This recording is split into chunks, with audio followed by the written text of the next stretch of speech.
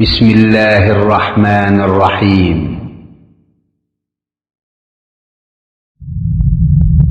مكتب التعاون للدعوة والإرشاد وتوعية الجاليات بالدمام.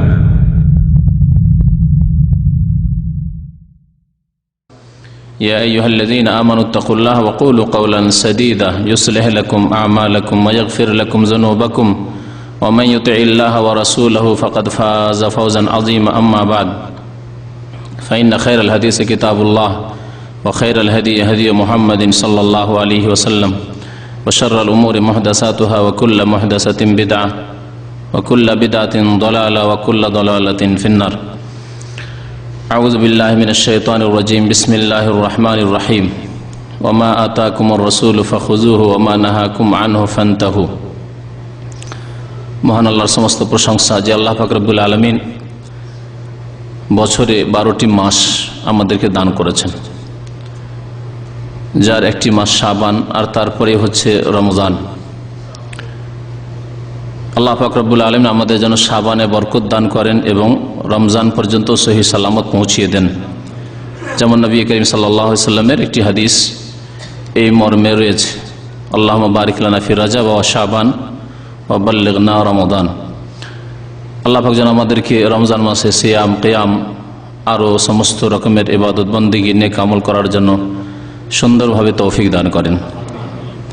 আল্লাহ আমাদেরকে দুনিয়াতেও সুখে রাখেন, সুস্থ রাখেন এবং কালিমা লা ইলাহা ইল্লাল্লাহর উপর আমাদেরকে যেন মওত দান করেন।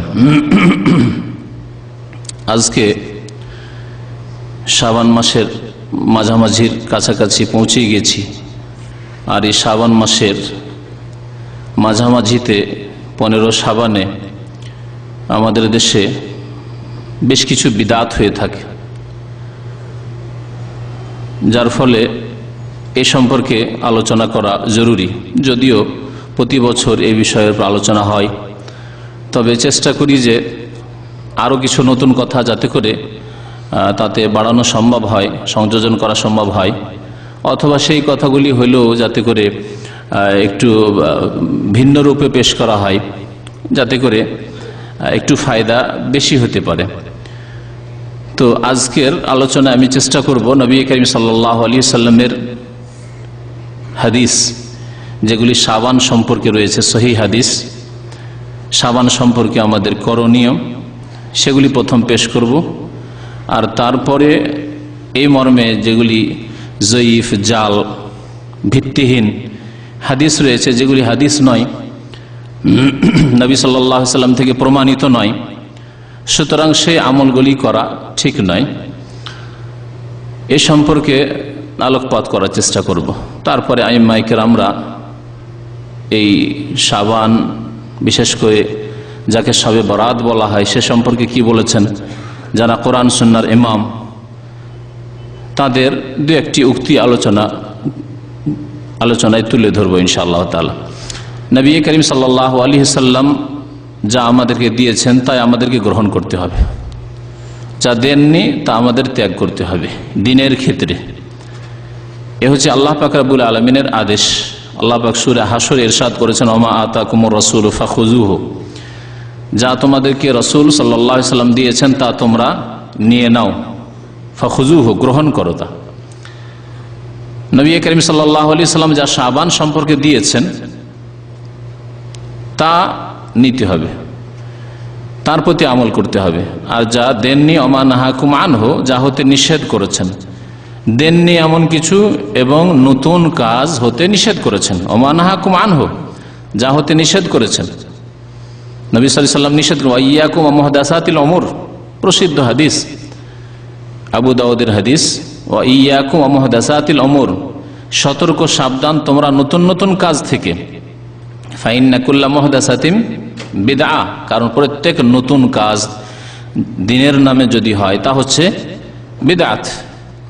নবী করিম সাল্লাল্লাহু আলাইহি সাল্লামের প্রসিদ্ধ খুতবা, যা প্রত্যেকটি আলোচনায় নবী সাল্লাল্লাহু আলাইহি সাল্লাম পড়তেন, খুতবাতুল হাজা, দ্বীনি আলোচনায় পড়তেন, আকদে নেকাহ, বিবাহের খুতবায় এই খুতবা পড়তেন, খুতবাতুল হাজা, যে কোনো প্রয়োজনে এই খুতবা, মসনুন খুতবা, সুন্নতি খুতবা নবী করিম সাল্লাল্লাহু আলাইহি সাল্লাম পাঠ করতেন। তার শেষ অংশে রয়েছে নাসাইতে রয়েছে, তা হচ্ছে কুল্লা মুহদাসাতিন বিদআহ ওয়া কুল্লা বিদআতিন দালালা ওয়া কুল্লা দালালাতিন ফিন্নার। প্রত্যেক মুহদাস মানে নতুন কাজ হচ্ছে বিদআত, প্রত্যেক ওয়া কুল্লু বিদআতিন দালালা, প্রত্যেক বিদআত হচ্ছে পথভ্রষ্টতা, গুমরাহি, ওয়া কুল্লু দালালাতিন ফিন্নার, এবং প্রত্যেক পথভ্রষ্টতা গুমরাহির পরিণাম হচ্ছে জাহান্নাম। তো নবী করিম সাল্লাল্লাহু আলাইহি সাল্লাম তাহলে বিদআত থেকে নিষেধ করেছেন, ধর্মের নামে নতুন কাজ করতে নিষেধ করেছেন। ফান্তাহু, আল্লাহ বলছেন যে তাহলে তা থেকে বেঁচে থাকো, বিরত থাকো, সাবধান থাকো। এখন আসি ওই হাদিসগুলির দিকে, যে হাদিসগুলি সহিহ এবং নবী করিম সাল্লাল্লাহু আলাইহি সাল্লাম থেকে প্রমাণিত। সহিহ বুখারী শরীফের হাদিস প্রথম আপনাদেরকে শোনায়। মা আয়েশা রাদিয়াল্লাহু তাআলা আনহা বর্ণনা করেছেন, قالت كان رسول الله صلى الله عليه وسلم يصوم حتى نقول لا يفطر। রাসূলুল্লাহ সাল্লাল্লাহু আলাইহি ওয়াসাল্লাম নফল রোজা এমন বেশি বেশি রাখতেন যে মনে হইতো যে আর ইফতার করবেন না, অর্থাৎ রোজা ছাড়বেন না, একটানা রেখেই যাবেন, বিনা বিরতিতে নফল রোজা রেখেই যাবেন হয়তো। ওয়া ইফতিরু, আবার মাঝে মাঝে রোজা ছেড়ে দিতেন, নফল রোজা রাখতেন না। হাত্তা নাকুল, এমনকি আমরা মনে মনে বলতে লাগতাম লা ইয়াসুম, আর মনে হয় নফল রোজা রাখবেন না।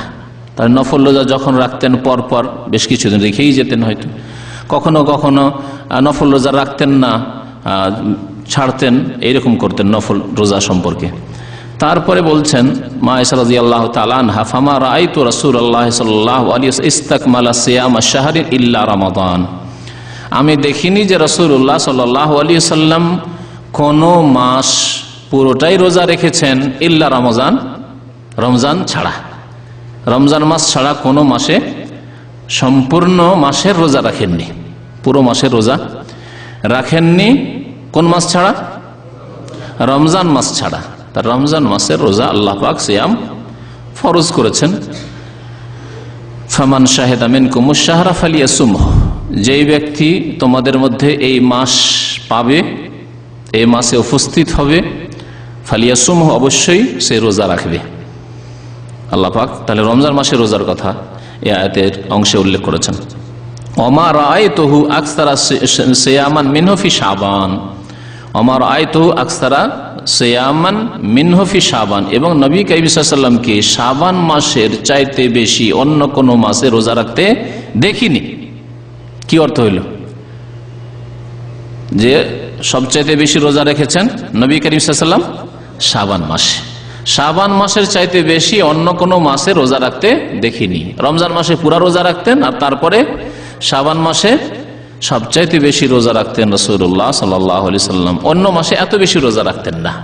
অন্য মাসে নবী সাল্লাল্লাহু আলাইহি ওয়াসাল্লাম যেটি সুন্নত তরিকা ছিল সেটি হাদিস দ্বারা প্রমাণিত, সপ্তাহে 2 দিন রোজা রাখতেন, সোমবার আর বৃহস্পতিবার এই রোজা রাখতেন। আর আইয়ামে বীজের রোজা রাখতেন, অর্থাৎ চাঁদের 13, 14, 15 এই 3 দিন। তাহলে 3 দিন রোজা প্রত্যেক মাসে রাখতেন, আর প্রত্যেক সপ্তাহে 2টি রোজা রাখতেন। তাহলে 2টি রোজা প্রত্যেক সপ্তাহে রাখলে প্রায় কয়টি হয়? 8টি বা 9টি হয়। অনেক সময় 4 সপ্তাহের বেশি হয়ে যায়, 4 7 28। তো 8টি রোজা আর এদিকে 3টি রোজা, 8 3 11 বা 12টি রোজা রাখতেন হয়তো, 12 13-র বেশি হইতো না, মানে মাসের অর্ধেক পৌঁছিত না কোনো মাসে নফল রোজা নবী করিম সাল্লাল্লাহু আলাইহি ওয়াসাল্লামের। শাবান মাসের অধিকাংশ দিনগুলিতে রোজা হইতো, অধিকাংশ দিনগুলিতে রোজা হতো নবী করিম সাল্লাল্লাহু আলাইহি ওয়াসাল্লামের। আখরাজাহুল বুখারী, হাদিসটি সহিহ বুখারীর হাদিস। ওমা রাআইতুহু আকসারা সিয়ামান মিনহু ফি শাবান, আমি দেখিনি যে নবী সাল্লাল্লাহু আলাইহি ওয়াসাল্লাম শাবান মাসের চাইতে বেশি অন্য কোনো মাসে রোজা রেখেছেন। প্রখ্যাত তাবেঈ আবু সালমা বলছেন যে আমি মা আয়েশা রাদিয়াল্লাহু তাআলা আনহাকে জিজ্ঞাসা করলাম, মুসলিম শরীফের হাদিস, এই শাবান সম্পর্কে। সাআলতু আয়েশা রাদিয়াল্লাহু আনহা, আয়েশা রাদিয়াল্লাহু তাআলা আনহাকে আমি জিজ্ঞাসা করলাম। তাবেঈনরা মা আয়েশা রাদিয়াল্লাহু তাআলা আনহার কাছে পড়াশোনা করতেন পর্দার আড়াল থেকে, পর্দার আড়াল থেকে। কারণ বহু হাদিস মা আয়েশা রাদিয়াল্লাহু তাআলা আনহার কাছে ছিল যেগুলি তার কাছ থেকে নেওয়া তাদের জন্য জরুরি ছিল।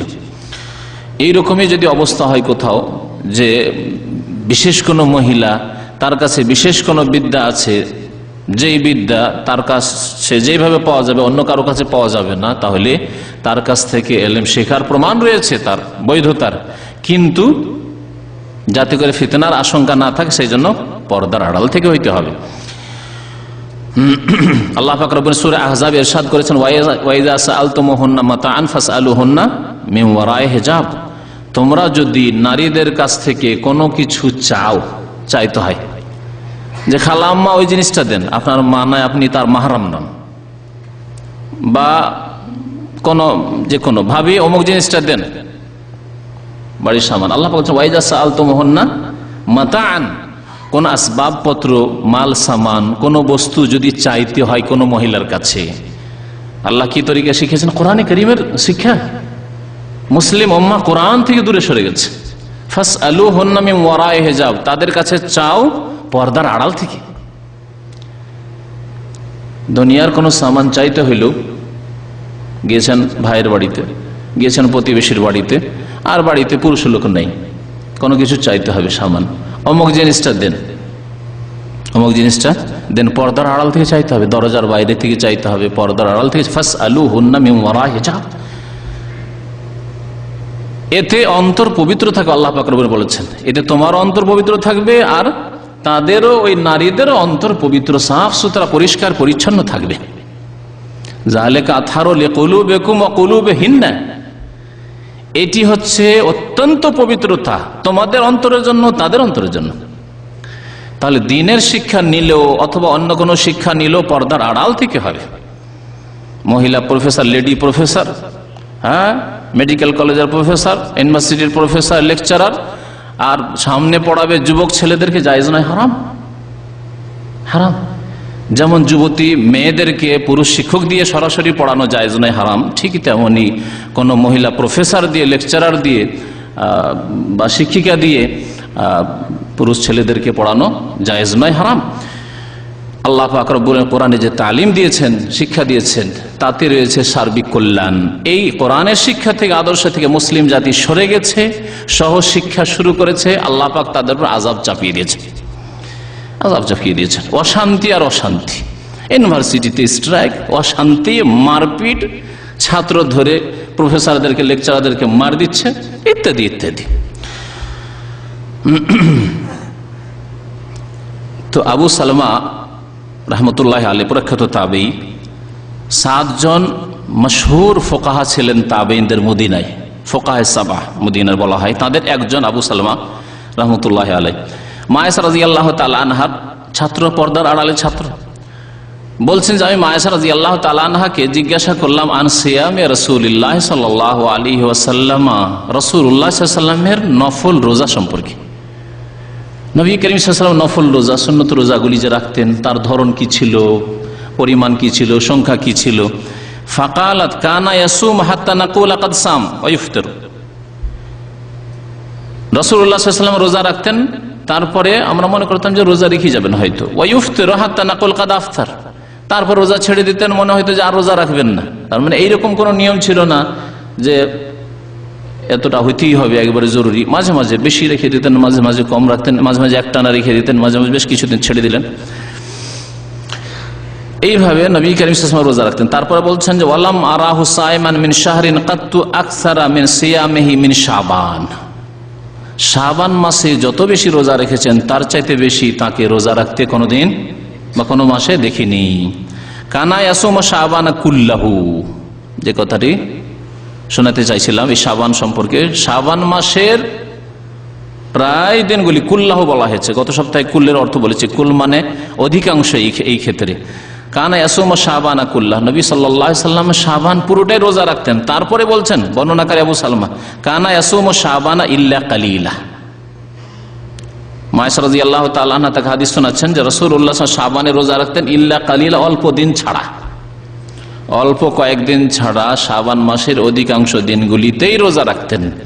এই হাদিসের প্রচার কেন করে না বিদআতপন্থীরা, যে শাবান মাসের শুরুতে প্রচার মাধ্যমগুলি লেগে যাক, রেডিও, টিভির বিভিন্ন চ্যানেল, যেগুলো ইসলামিক চ্যানেলের নামে মশহুর, অথচ ইসলামের নামে বিদআত অনেকেই প্রচার করছে, বা অধিকাংশগুলি প্রচার করছে, তারা কেন লাগছে না এই হাদিসগুলি প্রচার করে রাসূলুল্লাহ সাল্লাল্লাহু আলাইহি ওয়াসাল্লাম? সহিহ মুসলিমের হাদিস, বুখারী মুসলিমের হাদিস, ওয়া কানা ইয়াসুমু শাবানা ইল্লা কালিলা। রাসূলুল্লাহ সাল্লাল্লাহু আলাইহি ওয়াসাল্লাম শাবান মাসের অল্প দিন ছাড়া সবগুলি দিনে রোজা রাখতেন। সবগুলি দিনে রোজা রাখান। জাল কথা প্রচার করেন, সহি কথার প্রচার করেন না বিদাতি ভাইরা। আর একটি হাদিস এই শাবান সম্পর্কে, যে হাদিসটি প্রমাণ করে যে শাবানের শেষ দিকে রোজা না রাখাই ভালো, যদিও জায়েজ রয়েছে। عن أبي هريرة رضي الله تعالى عنه قال قال رسول الله صلى الله عليه وسلم إذا كان النصف من شعبان فلا صوم حتى يجيء رمضان। আবু হুরায়রা রাদিয়াল্লাহু তাআলা আনহু বলছেন যে রাসূলুল্লাহ সাল্লাল্লাহু আলাইহি ওয়াসাল্লাম ইরশাদ করেছেন, ইযা কানা নিসফু মিন শাবান, শাবানের অর্ধেক যখন হয়ে যাবে, মানে 15 তারিখ যখন হয়ে যাবে, ফালা সাওমা, আর রোজা নেই, মানে রোজা রাখিও না। অন্য হাদিসে ফালা তাসুম, রোজা রাখিও না।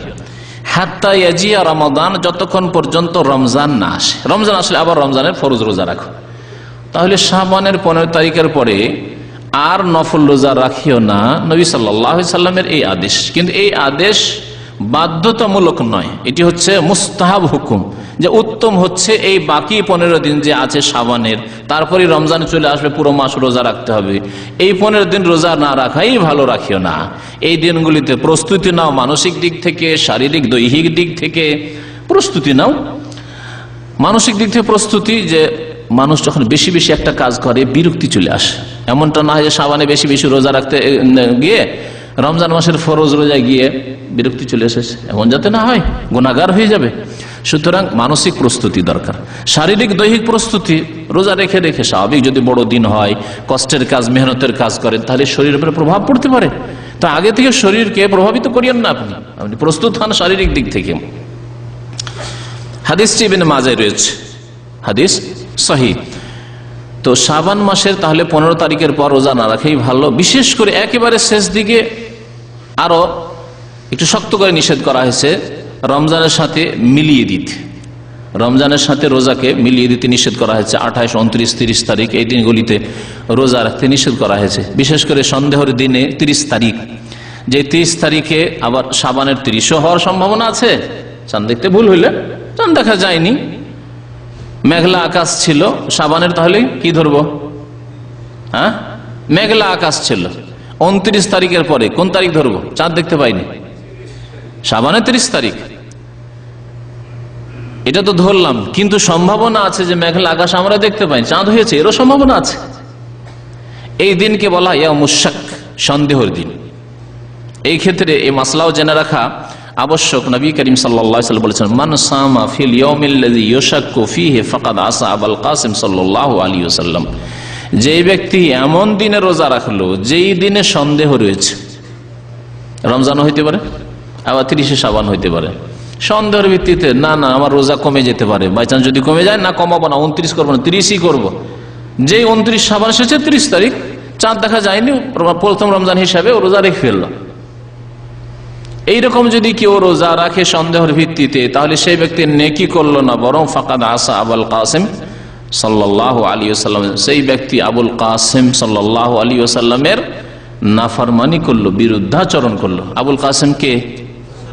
নবী করিম সাল্লাল্লাহু আলাইহি ওয়াসাল্লামের উপনাম। তার বড় ছেলের নাম যেহেতু কাসিম ছিল, বাল্যকালে মারা গিয়েছিল, সেই জন্য নবী করিম সাল্লাল্লাহু আলাইহি সাল্লামকে আবুল কাসিম বলা। সেই ব্যক্তি রাসূলুল্লাহ সাল্লাল্লাহু আলাইহি সাল্লামের বিরুদ্ধাচরণ করল।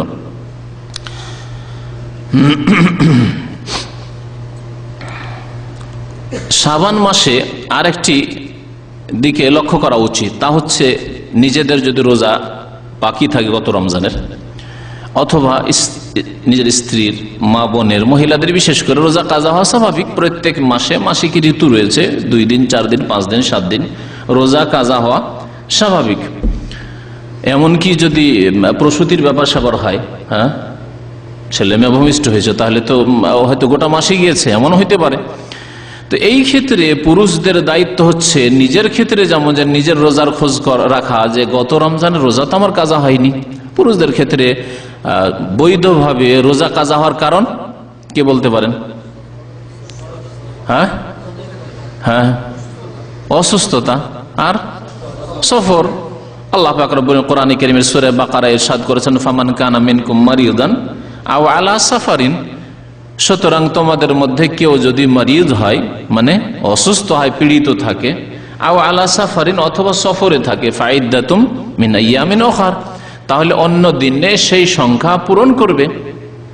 যে সংখ্যা ছুটেছে সেই সংখ্যা পূরণ করবে। 10 দিন ছুটেছে 10 দিন করে, 5 দিন ছুটেছে 5 দিন রোজা রাখবে। এগুলো হচ্ছে শরীয়তি ওজর।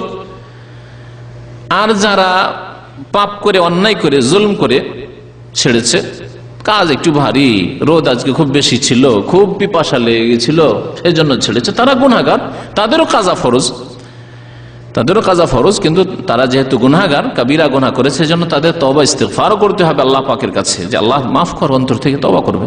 না হলে আল্লাহ এই কাবিরা গুনাহ মাফ করবেন না। হয়তো রোজার কাজা তো পূরণ হইল, কিন্তু কাবিরা গুনাহ হয়তো আল্লাহ পাক মাফ করবেন, তার জন্য দুনিয়া অথবা আখিরাতে আল্লাহ পাক আযাব দেবেন। তো বলছিলাম এই মাসলা যে গত রমজানের রোজা যদি কারো কাজা থাকে, তাহলে এই কাজা আদায় করার শেষ মিয়াদ হচ্ছে এই শাবান পর্যন্ত, দীর্ঘ 11 মাস। আল্লাহ বড় ছাড় দিয়েছেন, জরুরি করে দেননি যে রমজানের রোজা সওয়ালে রাখো, তারপরে রাখো, না হজের আগে রাখো। 11 মাস সময় দিয়েছেন, সওয়াল থেকে শুরু করে আবার শাবান পর্যন্ত, রমজান থেকে রমজান শুরু হওয়ার আগে রাখতে হবে। কেউ যদি রমজান পার করে দেয়, গত রমজানের রোজা বাকি থেকে গেছে, আবার এই রমজান চলে আসলো, রোজা রাখলো না, তাহলে সে গুনাহগার হয় বিলম্ব করার জন্য। এই গুনার জন্য তওবা করতে হবে, এবং অধিকাংশ উলামায়ে কেরামদের নিকটে কাজাও করতে হবে আর কাফারাও দিতে হবে। কাজাও করতে হবে এবং কাফারা মানে ফিদিয়া দিতে হবে।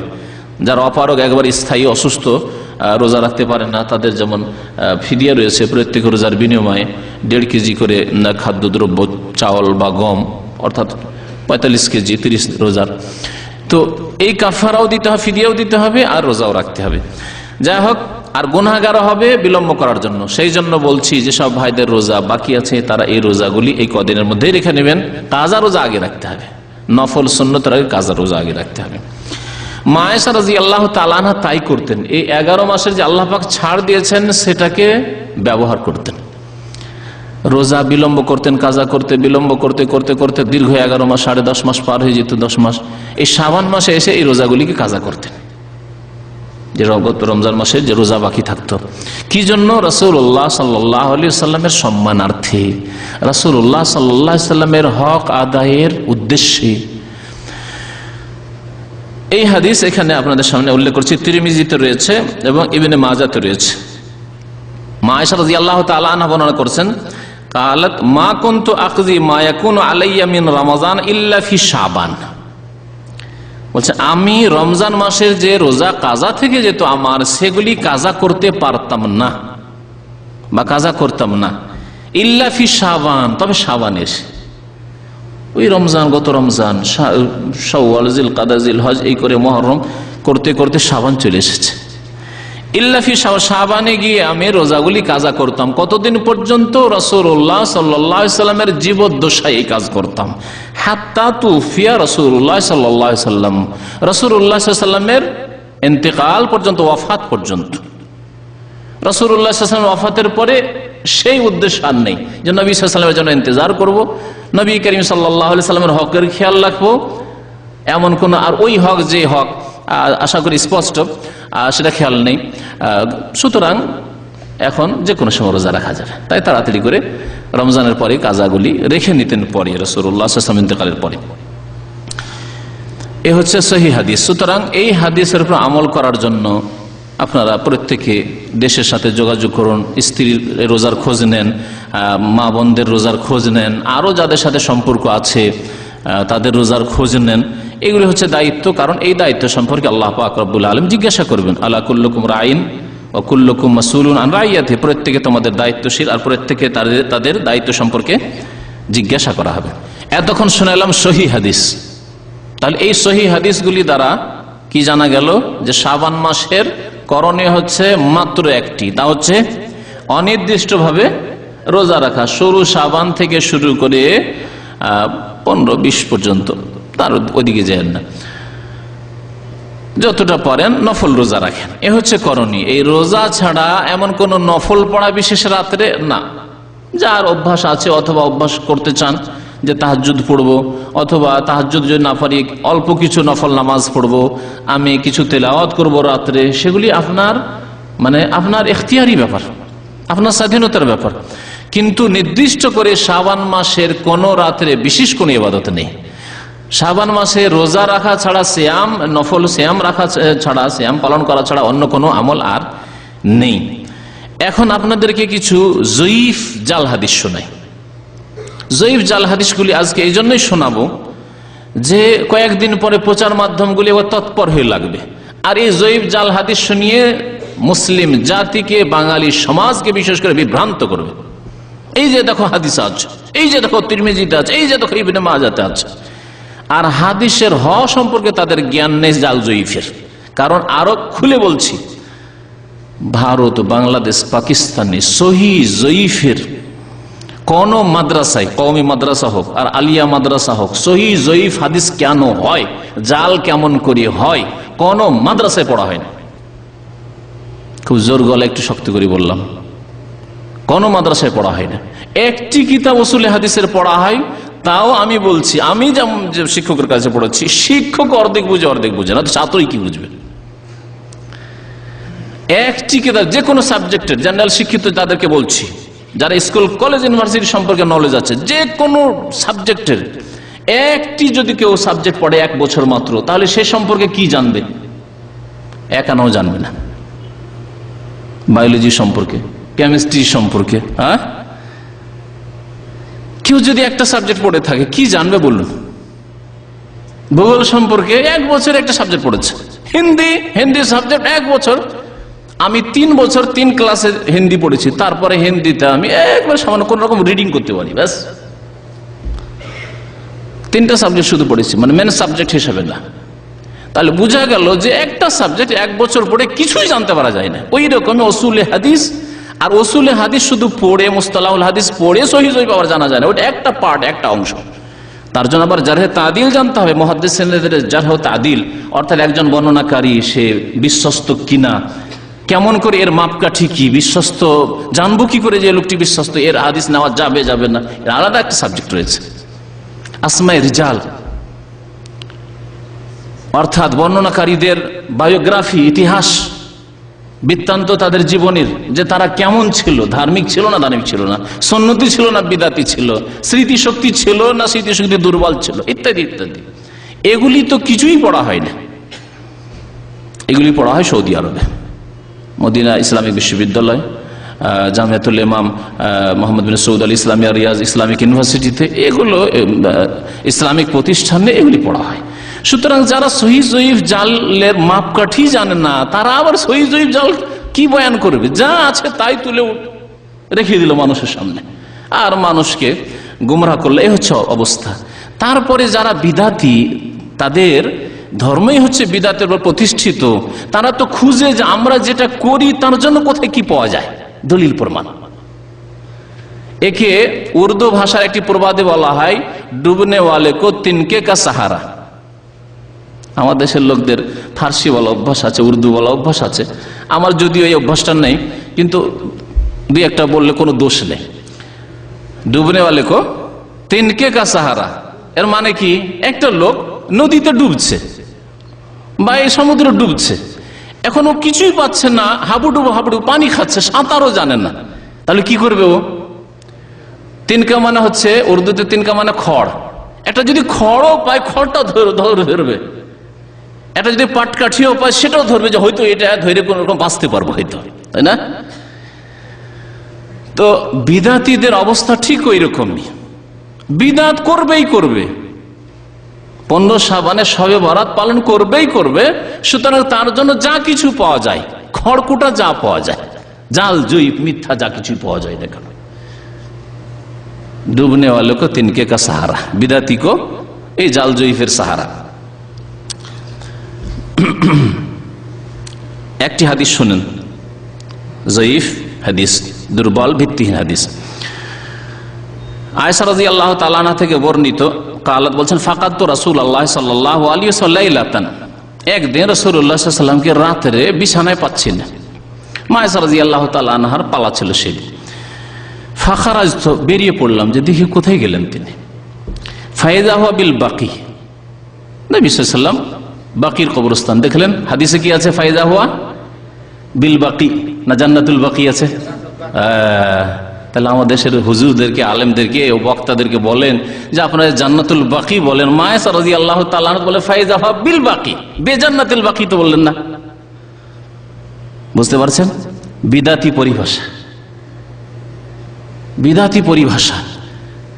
আকীদার বিদাতে ভরা আমাদের, বিশ্বাসের বিদাত, জবানের কথার বিদাত আর আমলের বিদাত, সব রকমের বিদাতে ভরা। জান্নাতুল বাকি না বললে বেয়াদবি হয়ে যাবে। মায়েশা রাদিয়াল্লাহু তাআলা ওই বেয়াদবি করলেন নাকি? কি বলছেন? আবার শোনায় হাদিস, ফাকাত তো রাসূলুল্লাহ সাল্লাল্লাহু আলাইহি ওয়াসাল্লাম লাইলাতান ফাখারাজতু ফাইজা হুয়া বিল বাকিয়া, বেরিয়ে পড়লাম খোঁজার জন্য রাসূলুল্লাহ সাল্লাল্লাহু আলাইহি ওয়াসাল্লামকে।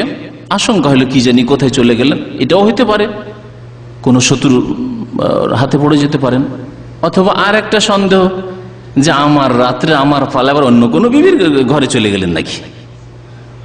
কারণ সতীনদের এইরকম মেজাজ হওয়াটা স্বাভাবিক, এইরকম সন্দেহ স্বাভাবিক। বেরিয়ে পড়লাম, ফায়জা বিল বাকি, দেখলাম যে তিনি বাকির কবরস্থানে রয়েছেন। ওই মদিনার কবরস্থানের এলাকার নাম হচ্ছে বাকি, আল বাকি। আর ওই এলাকায় যেহেতু একটা কাঁটাওয়ালা গাছ হইতো, কণ্টকযুক্ত গাছ খুব ওখানে জন্মাতো, সেই জন্য ওই গাছের নাম হচ্ছে গারকাদ। গারকাত ইহুদিদের গাছ বলা হয়েছে হাদিসে। এই জন্য কোন কোন হাদিসে ওই এলাকার নাম বলা হয়েছে বাকিউল গারকাত। ওই গারকাত গাছ জন্মায় যে এলাকায়, ওই এলাকার বাকি। কোন কোন হাদিসে মাকবারাতুল বাকি, আরবিতে কবরস্থানকে কি বলে? আমরা বাংলা উর্দুতে বলি কবরস্থান, আর আরবিতে বলা হয় মাকবারা। দেখবেন 9 টনের বাইরে, এখানে দামামের বাইরে যাবেন, আর এয়ারপোর্ট রোডে যখন যাচ্ছেন, রাইটে যেমনই আপনার যে ওভারব্রিজ আছে ওখান থেকে ডান দিকে একটু লক্ষ্য করবেন, লেখা আছে মাকবারা, আল মাকবারা, কবরস্থান। তো মাকবারাতুল বাকি বলা হয়েছে। কোন জায়গায় জান্নাতুল বাকি নেই, কোন হাদিসে খুঁজে পাবেন না। এই ক্ষেত্রে আরো বলছি, জয়ীফ হাদিসও খুঁজে পাবেন না, কোন জাল হাদিসও খুঁজে পাবেন না। তাহলে এই যে বিদাতি ইস্তেলাহগুলি, বিদাতি টার্মগুলি ছাড়তে হবে না ধরে থাকতে হবে? ছাড়তে হবে। আল্লাহ পাক ওই সব আলেমদেরকে, ওই সব বক্তাদেরকে, ওই সব হুজুরদেরকে হিদায়াত করেন যারা ওই বিদাতি টার্ম মুসলিম সমাজকে শিখিয়ে রেখেছে। কারণ এটা শুধু শব্দের বিদাত নয়, এতে আরো এক সমস্যা আছে। জান্নাতুল বাকি মানে আরেকটা ধারণা, জান্নাত এখানে কবর পাওয়া মানে বেনামাজি হইলো জান্নাত, মদখোর হইলো জান্নাত, চোর ডাকাত হইলো জান্নাত, চামার হইলো জান্নাত। জান্নাতুল বাকি যেহেতু জান্নাতুল বাকি, তাই না?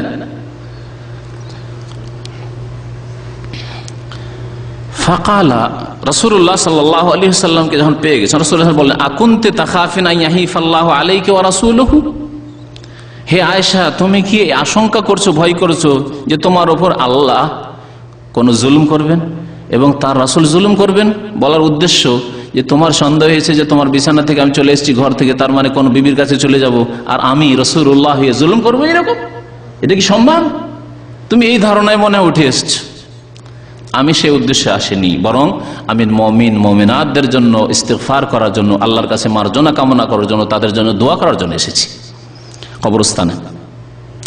তাহলে রাত্রে কবরস্থানে যাওয়া, মুমিন মুমিনাতদের জন্য দোয়া, যে কোনো কবরস্থানে যাওয়া নবী করিম সাল্লাল্লাহু আলাইহি সাল্লামের সুন্নাত। এই সুন্নতটি এই হাদিস না, এই হাদিস তো বলবো পরে এর অবস্থা, সহিহ হাদিস দ্বারা প্রমাণিত, সহিহ হাদিস দ্বারা প্রমাণিত যে নবী করিম সাল্লাল্লাহু আলাইহি সাল্লাম মাঝে মাঝেই বাকির কবরস্থানে যেতেন, রাত্রে বিশেষ করে যেতেন, আর দিনেও যেতেন, জিয়ারত করতে যেতেন। আমাদের দেশের ভাষায় জিয়ারত মানে দোয়া করা, সেখানে গিয়ে মুমিন মুমিনাতদের জন্য আল্লাহর কাছে ইস্তিগফার করা। কুলতু ইয়া রাসূলুল্লাহ, মা আয়েশা বলছে আমি বললাম, হে আল্লাহর রাসূল, ইন্নী জানানতু আন্নাকা আতাইতা বাযা নিসাইকা, আমার ধারণা যে আপনি কোনো বিবির কাছে চলে গেছেন, সেই জন্য আপনার খোঁজ করা শুরু করেছি। গেলেন কোথায় আপনি? ফাকালা, তারপরে রাসূলুল্লাহ সাল্লাল্লাহু আলাইহি ওয়াসাল্লাম বললেন, ইন্নাল্লাহা আযজা ওয়া জাল্লা ইয়ানজিলু লাইলাতান নিসফি মিন শাবান ইলা সামাইদ দুনিয়া, আল্লাহ পাক রব্বুল আলামিন শাবান মাসের নিসফে শাবানে মানে 15 শাবানে, 15 শাবানে আসমানি দুনিয়াতে মানে প্রথম আসমানে, নিকটের আসমানি দুনিয়া, আসমাত দুনিয়া মানে নিকটের আসমান, দুনিয়া মানে নিকট। আর এই দুনিয়াকে দুনিয়া এই জন্য বলা হয় যে দুনিয়া আখিরাতের তুলনায় নিকট, এই জন্য দুনিয়ার জন্য খুব মেহনত করছি, কিন্তু আখিরাতের জন্য নামাজ পড়তে বলা হচ্ছে না, নেই। আবার নামাজটা যদি দুনিয়ার জন্য হইতো তো অবশ্যই নামাজ পড়তো, প্রত্যেকে নামাজ পড়তো। যদি কোনো কফিল লেবার নিয়ে আসে শুধু নামাজ পড়ার জন্য, তো দেখেন নামাজ কেমন হয়, কত সুন্দর, ঠিক না? দুনিয়া, কারণ দুনিয়ার জন্য নামাজ, ওকে নিয়ে আসা হয়েছে নামাজ পড়ার জন্য। সৌদি আরবে আসো, নামাজ পড়ো, রোজা রাখো, আর মাঝে মাঝে উমরা করো, বা স্যালারি নাও। তাহলে নামাজের শেষ থাকতো না, আমরা সব ফেল হয়ে যেতাম ওইসব নামাজির কাছে, ঠিক না? তো দুনিয়াকে দুনিয়া বলা হয় দুটি কারণে। দুনিয়ার ওয়াজহে তাসমিয়া শুনেন, ওয়াজহে তাসমিয়া মানে নামকরণের কারণ। দুনিয়াকে দুনিয়া আর আখেরাতকে আখেরাত। দুনিয়াকে দুনিয়া কেন বলা হয়? একটি কারণ হচ্ছে দুনিয়া পরকাল আখেরাতের তুলনায় নিকটবর্তী। আর দুনিয়া মানে আদনার মুআন্নাস, দুনিয়া মানে হচ্ছে নিকটবর্তী। নিকটবর্তী মানুষ নগদ নগদ চায়, পয়সা চায়। দুনিয়া হচ্ছে পয়সার নাম, দুনিয়া হচ্ছে নেতৃত্বের নাম, মন্ত্রী মিনিস্টার আর এমপি হওয়ার নাম, চেয়ারম্যান হওয়ার নাম। দুনিয়া হচ্ছে বড় পোস্ট পাওয়ার নাম, দুনিয়া হচ্ছে আয়েশ আরামের নাম। সুতরাং এগুলোর জন্য মেহনত করছে। কিন্তু নামাজ ও তো আখিরাতের কাজ, রোজা হজ যাকাত ও তো আখিরাতের কাজ। সেই জন্য অধিকাংশ লোক এই ক্ষেত্রে গাফেল, কারণ আখিরাত অনেক দূরে, অনেক দূরে মনে হচ্ছে। শয়তান পর্দা ফেলে দিয়েছে চোখের উপর, অথচ মরলে আখিরাত শুরু, কিন্তু শয়তান পর্দা ফেলে দিয়েছে চোখের উপর। দুনিয়ার নামকরণের আরেকটি কারণ হচ্ছে দুনিয়া মানে নিকৃষ্ট হয়, যেমন কাছেও হয় নিকটেও হয় দুনিয়ার অর্থ। আরেকটি অর্থ হচ্ছে দুনিয়া মানে নিকৃষ্ট। যেমন এই লোকটি আদনা লোক, হাদিস আছে আদনা রাজুলিন ফিল জান্নাহ, জান্নাতের নিম্ন স্তরের লোক। দেখেন আদনা মানে নিম্ন স্তর, নিকটবর্তী নয়। তো দুনিয়া মানে নিকৃষ্ট। আর দুনিয়াকে দুনিয়া এই জন্য বলা হয় যে দুনিয়া আখিরাতের তুলনায় একেবারে নিকৃষ্ট, নিকৃষ্ট, তুচ্ছ। নবী করিম সাল্লাল্লাহু আলাইহি ওয়াসাল্লাম বলেছেন, লাউ কানাতিদ দুনিয়া তা'দিলু ইনদাল্লাহি জানাহা বাউদা মা সাকা কাফিরান শারবাতা মাইন। দুনিয়ার মূল্য, সারা দুনিয়ার মূল্য, সেই সারা দুনিয়াতে কত যে খনিজ সম্পদ আছে, কত স্বর্ণ চাঁদি আছে, কত টাকা পয়সা, রিয়াল ডলার টাকা, কত যে আছে আল্লাহ পাক জানে। আর কত যে সম্পদ আছে জমিনের ওপরে, মাটির তলায়, হ্যাঁ, আর কত যে বড় বড় নেতৃত্ব আছে, আর কত যে ভোগবিলাসের বিষয়বস্তু আছে।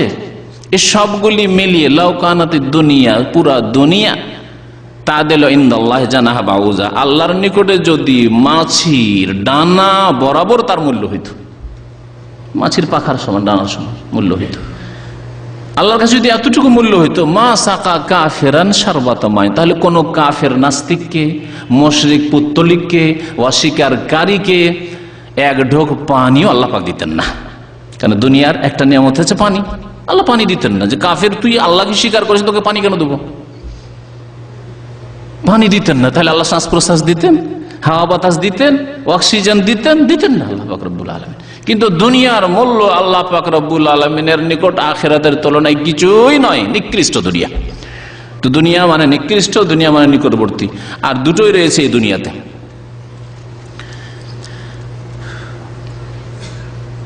তো আল্লাহ পাক রব্বুল আলামিন প্রথম আকাশে, আসমানি দুনিয়া মানে প্রথম আকাশে অবতরণ করেন কখন?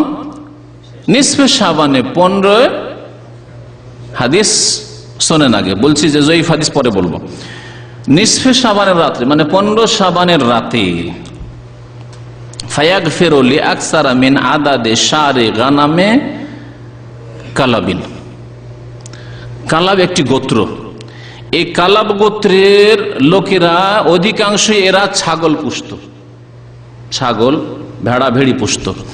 এদের ছাগলের সংখ্যা, ভেড়া ভেড়ির সংখ্যা, মেষের সংখ্যা সবচেয়ে বেশি। এক তো এই কালাব গোত্রের ছাগল, মেষ, ভেড়া ভেড়ির সংখ্যা বেশি। আর যখন সংখ্যা বেশি, আর প্রত্যেকটি ছাগল বা মেষের গায়ে কত লোম আছে, কত লোম আছে। তো বলছেন যে ফায়াগফির, আল্লাহ পাক মাফ করেন কালাব গোত্রের ছাগলের গায়ে যত লোম আছে তার চাইতে বেশি মানুষকে আল্লাহ পাক মাফ করেন। সহি হইলে তো সুবহানাল্লাহ, অনেকে বলেন সুবহানাল্লাহ, সহি হইলে সুবহানাল্লাহ। তবে আল্লাহ পাক মাফ করেন, অন্য অন্য আমলে মাফ রয়েছে। নামাজ দ্বারা আল্লাহ পাক মাফ করেন, অন্যান্য তাসবিহ তাহলিল দিয়ে আল্লাহ পাক রব্বুল মাফ করেন, কালেমা লা ইলাহা ইল্লাল্লাহ পড়ে আল্লাহ পাক মাফ করেন। আখিরাতে হাসরের ময়দানে লা ইলাহা ইল্লাল্লাহকে এক আমল নামায় এতে রাখা পাল্লায় রাখা হবে, আর এক পাল্লায় গুনাহ রাখা হবে। লা ইলাহা ইল্লাল্লাহ ইখলাসের সাথে যারা পড়েছে এবং তার প্রতি আমল করেছে, বাস্তবায়ন করেছে, এই পাল্লা ভারী হয়ে যাবে। এই সব ফজিলত রয়েছে, সহি ফজিলত রয়েছে। তো সহি শুদ্ধগুলি করুন। শোনেন তারপরে এই হাদিস সম্পর্কে শোনেন, ইমাম তিরমিজি স্বয়ং কি বলছেন। আমাদের দেশের টিভির বক্তারা এই হাদিস এতটুকু পড়ে দিবে আর সুবহানাল্লাহ সুবহানাল্লাহ খুব চল সুবহানাল্লাহ, তাই না? ইমাম তিরমিজির বক্তব্য শুনেন, যিনি হাদিস এখানে কোট করেছেন। বলছেন কালা আবু ঈসা। আবু ঈসা ইমাম তিরমিজির উপনাম, কুনিয়ত। মোহাম্মদ ঈসা তিরমিজি, তার নাম ছিল মোহাম্মদ ঈসা আর কুনিয়ত ছিল আবু ঈসা। ইমাম আবু ঈসা মানে ইমাম তিরমিজি বলছেন হাদিস আয়েশা লা নারিফু ইল্লা মিন হাযাল ওয়াজহি মিন হাদিসিল হাজ্জাজ। এই আয়েশা রাদিয়াল্লাহু তাআলা আনহার বর্ণিত এই হাদিস, যে হাদিসে শাবানের 15 তারিখের ফজিলত বয়ান করা হলো, যে ইমাম তিরমিজি রাহমাতুল্লাহ আলাইহি বলছেন আয়েশা রাদিয়াল্লাহু তাআলা আনহার হাদিস লা নারিফু ইল্লা মিন হাযাল ওয়াজহি, আমি জানি না, চিনি না এই সূত্র ছাড়া, মানে এই সনদ দিয়ে বর্ণিত হয়েছে। তার মানে এর সনদ হচ্ছে শুধু এইটি সনদ, আর এই সূত্রের এই মাধ্যমের অবস্থা শুনেন। যেমন একটি ঘটনা যদি বলি যে রিয়াজে একটা ঘটনা ঘটেছে এইরকম, সূত্র কি শুনলাম কার কাছে? সিদ্দিক সাহেবের কাছে শুনলাম, ব্যাস একজনের কাছে শুনেছি, একজনের সূত্রে শুনেছি, আর উনি বিশ্বস্ত ব্যক্তি নন, ইনশাআল্লাহ বিশ্বস্ত ব্যক্তি। এখন সাপোজ বললাম, সাপোজ বুঝেন তো না, ধরে নিলাম 1 মিনিটের জন্য, এর কি ধরে নিলাম যে উনি বিশ্বস্ত ব্যক্তি নন, তাহলে বিশ্বাস করবেন ঘটনা? ইমাম তিরমিজি তাই বলছেন যে আয়েশা রাদিয়াল্লাহু তাআলা এই হাদিস একমাত্র হাজ্জাজের সূত্রে, আমি লা নারিফু ইল্লা মিন হাযাল ওয়াজহ মিন হাদিসিল হাজ্জাজ, হাজ্জাজের সূত্রে জেনেছি, আর এই হাজ্জাজ বিন আরতা সম্পর্কে বলবে পরে, আমি না বলে তার ভাষায় বলছি, ইমাম তিরমিজির ভাষায় বলছি। ওয়াসাআলতু মুহাম্মাদান, বলছেন ইমাম মুহাম্মদকে এই হাদিস সম্পর্কে জিজ্ঞাসা করেছিলাম। ইমাম মুহাম্মদ তার ওস্তাদ কে বলতে পারেন কেউ? মুহাম্মদ বিন ইসমাইল আল বুখারী। ইমাম তিরমিজি ইমাম বুখারী রাহমাতুল্লাহ আলাইহির ছাত্র, তো তার ওস্তাদ মুহাম্মদ বিন ইসমাইল বুখারী। তো ইমাম বুখারী রাহমাতুল্লাহ আলাইহিকে তিনি জিজ্ঞাসা করেছেন এই হাদিস সম্পর্কে, যে 15 শাবানের রাতে আল্লাহ পাক রব্বুল আলামিন অসংখ্য লোককে মাফ করেন, কালাব গোত্রের যত বকরি ছাগল আছে তার লোম যত আছে তার চাইতে বেশি লোককে মাফ করেন, এই হাদিস কেমন? তখন ইমাম মুহাম্মদ বিন ইসমাইল বুখারী কি বলেছে? ইউযাইফু হাযাল হাদিস, এই হাদিসকে তিনি যায়ীফ বলতেন, দুর্বল বলতেন। ওয়াকালা ইয়াহইয়া ইবনে আবি কাসীর লাম ইয়াসমা মিন উরওয়া, আর কারণ উল্লেখ করেছেন যে প্রথম কথা এই সনদে আছে ইয়াহইয়া বিন আবি কাসীর বর্ণনা করেছেন উরওয়া থেকে, কিন্তু উরওয়া থেকে তিনি শোনেননি, তাহলে মধ্যখানে গ্যাপ আছে। আর গ্যাপে এই লোক যে কি আছে আল্লাহ পাক জানে, তাহলে হাদিস হচ্ছে বিচ্ছিন্ন। একে মুহাদ্দিসিনদের ভাষায়, উসুলে হাদিসের ভাষায় বলে মুনকাতে হাদিস, বিচ্ছিন্ন হাদিস, সূত্র বিচ্ছিন্ন। যেমন এই ঘটনায় বলি যে রিয়াজে একটা ঘটনা ঘটেছে, সিদ্দিক সাহেব আমাকে বলেননি, সিদ্দিক সাহেব অন্য কাউকে বলেছেন, বা সিদ্দিক সাহেব আমাকে বলেছেন, কিন্তু সিদ্দিক সাহেব সরাসরি এই ঘটনা দেখে আসেননি, ঘটনা আর কারো কাছ থেকে শুনেছেন, ওর নাম উল্লেখ নেই, কে আছে? সিদ্দিক সাহেব বলেছেন, কিন্তু সিদ্দিক সাহেব আসলে রিয়াজ যাননি। তাহলে ঘটনা সম্পর্কে সন্দেহ হবে না? হবে না। হতে পারে সিদ্দিক সাহেব এমন ব্যক্তি থেকে বয়ান করেছেন সে মদ খাওয়া লোক, হতে পারে সে একবারে স্মৃতি শক্তি দিয়ে একবারে সড়া পচা, হতে পারে যে সেই ব্যক্তি বেমান মৃত্যুক একবারে মিথ্যা কথাবার্তা বলে, মানুষকে বিব্রত করে। আরে শুনলাম নাকি রিয়াজে লোকজনকে ধরছে আর এই কামা ফেড়ে ফেলে দিচ্ছে, এইরকম ঘটনা শুনেছেন না? শুনেনি কিছুদিন আগে? শুনলেই বিশ্বাস করবেন, বিশ্বস্ত সূত্রে শুনতে হবে, বিশ্বস্ত সূত্রে শুনলে ঠিক আছে বিশ্বাস করবেন, কিন্তু এমনিতে শুনলে বাতাস এইরকম খবর বিশ্বাস হয়ে গেল। জ্ঞানী মানুষ কখনো এরকম করে বিশ্বাস করে না।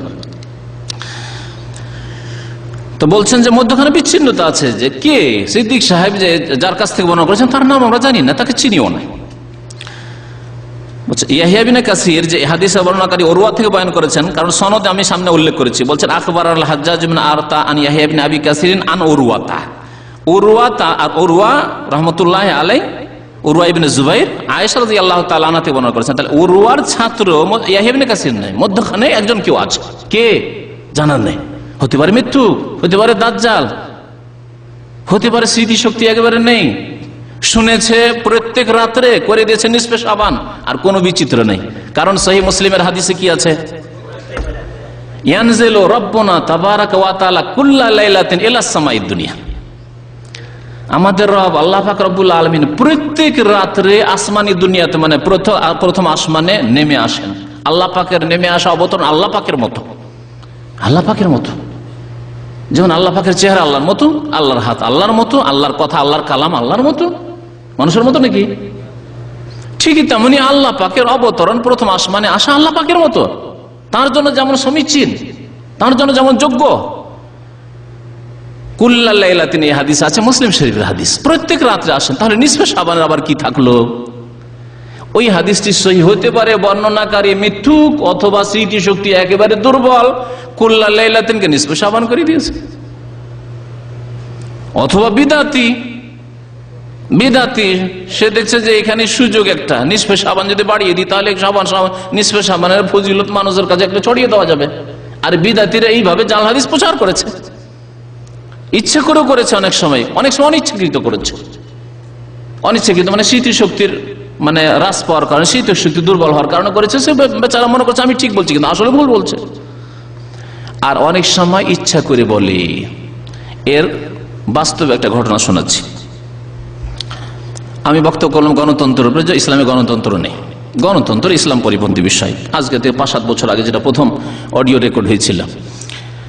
তারপরে বাংলাদেশের এক ম্যাগাজিনে আসলো, যে আমার নাম দিয়ে আসলো, যে বলছে যে ইসলামের রাজনীতি নেই। ওটা কি করেছে? গণতন্ত্রকে পাল্টে দেশের শব্দ পাল্টে কি করেছে? তিনি বলেছেন যে ইসলামে কোনো রাজনীতি নেই। আমি কখনো বলি না আমার জিন্দেগিতে, আমি ছাত্র লাইফ থেকে বিশ্বাস রাখি না, ছাত্র জীবন থেকে, যে ইসলামের রাজনীতি নেই।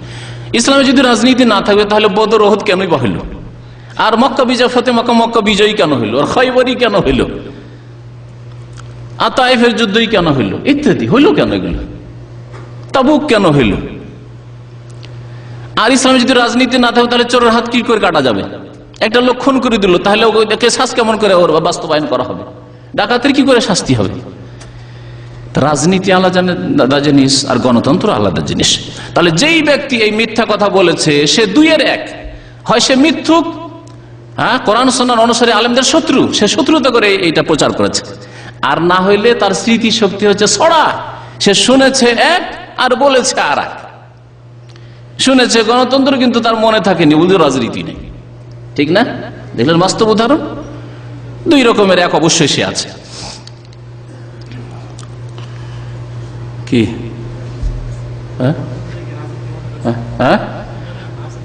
অথবা নিজের ব্যাখ্যা করেছে, যে রাজনীতি মানে গণতন্ত্র, তাছাড়া আর কোনো উপায় নেই। তাই নবী করিম সাল্লাল্লাহু আলাইহি ওয়াসাল্লামের যুগে কোন গণতন্ত্র ছিল, আবু বকরের যুগে কোন গণতন্ত্র ছিল, ওমরের যুগে কি গণতন্ত্র ছিল, ওসমানের যুগে কি গণতন্ত্র ছিল, আর আলী রাদিয়াল্লাহু তাআলা আনহুম আজমাইন তাদের জামানে কি গণতন্ত্র ছিল? মহিলারা যেত ভোট দিতে, পুরুষ যেত ভোট দিতে, আর ভোট দিয়ে তারা খলিফা বানানো হয়েছে, এগুলি কি হয়েছে? আর এ সম্পর্কে বিস্তারিত আমি এর আগের বক্তব্যে শুনিয়েছি, সুতরাং সে বিষয়ে আর ঢুকতে চাইছি না।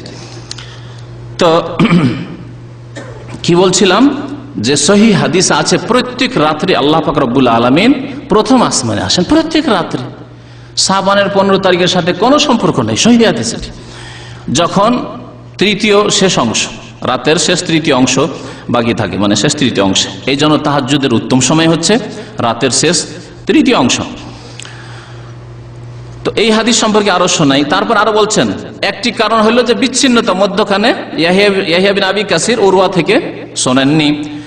আর একটি কারণ দুর্বল হওয়ার হাদিস বা ভিত্তিহীন হওয়ার, ওয়াল হাজ্জাজ বিন আরতা লাম ইয়াসমা মিন ইয়াহইয়া বিন কাসির, হাজ্জাজ বিন আরতা ইয়াহইয়া বিন কাসির থেকে শোনেনি। তাহলে দুইটি গ্যাপ, হাজ্জাজ বিন আরতা ইয়াহইয়া বিন কাসির থেকে শোনেননি। তৃতীয় কারণ হচ্ছে মুহাদ্দিসিনদের নিকটে, হাদিসের পণ্ডিতদের নিকটে হাজ্জাজ বিন আরতা হাদিসের ক্ষেত্রে দুর্বল ছিল, হাদিস বর্ণনা করায় স্মৃতিশক্তির দিক দুর্বল ছিল।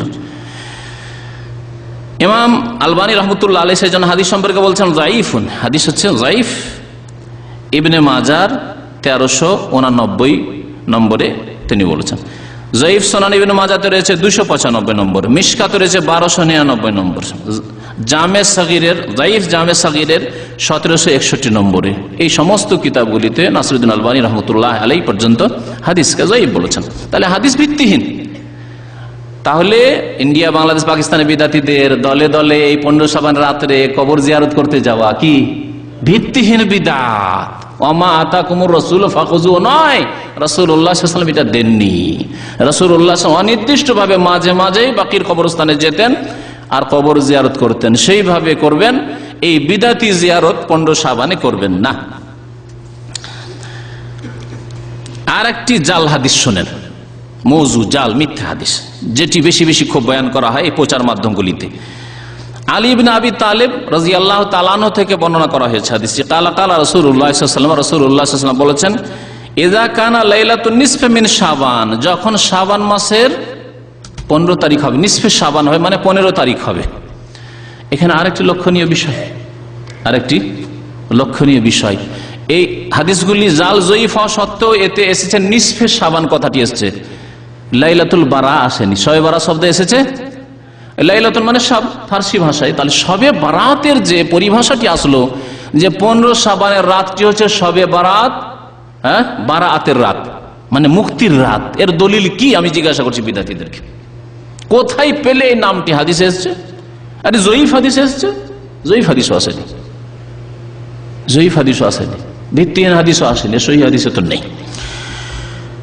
তো বলছেন যে রাসূলুল্লাহ সাল্লাল্লাহু আলাইহি ওয়াসাল্লাম নাকি বলেছেন, ইযা কানাত লাইলাতুন নিসফি মিন শাবান, শাবানের যখন 15 তারিখ রাত হবে, ফাকুমু লাইলাহা, সেই রাতে তোমরা কিয়াম করো মানে তাহাজ্জুদ পড়ো, নফল পড়ো, ওয়া সুমু নাহারাহার, দিনে তোমরা রোজা রাখো। তারপরে কারণ বলছেন, ফাইনাল্লাহ ইয়ানজিলু ফিহা, কারণ আল্লাহ পাক তাতে অবতরণ করেন, লিয়ে গরুবিশ শামসে, সূর্য ডুবে গেলেই, অস্ত হলেই, ইলা সামাইদ দুনিয়া, প্রথম আকাশে, ফায়াকুল, তারপরে বলেন, আলা মিন মুস্তাগফিরিন লি, কেউ আছে মার্জনা কামনাকারী আমার কাছে, ফাগফিরু লাহু, আমি তাকে মাফ করব।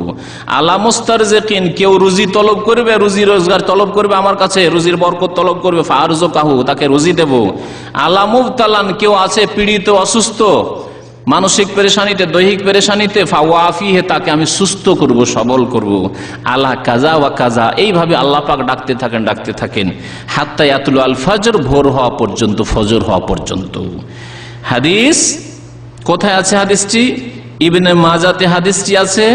হাদিসের অবস্থা শুনেন, এখানে শুনিয়ে রাখছি, যদিও সাধারণ লোকদের সামান্যই কাজে আসবে, কিন্তু আলেমদের আরো বেশি কাজে আসবে।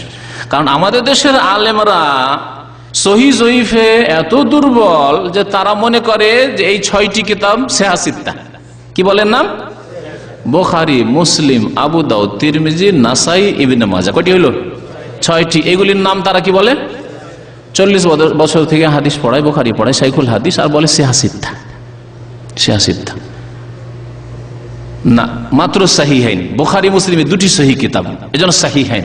আরো বলা মেয়েকের আমরা সহিহাইন বলেন, বুখারী মুসলিমে থাকলে সহিহাইন, আর সহিহুল বুখারী, সহিহ মুসলিম, আর 2টো হলে সহিহাইন, 2 সহিহ।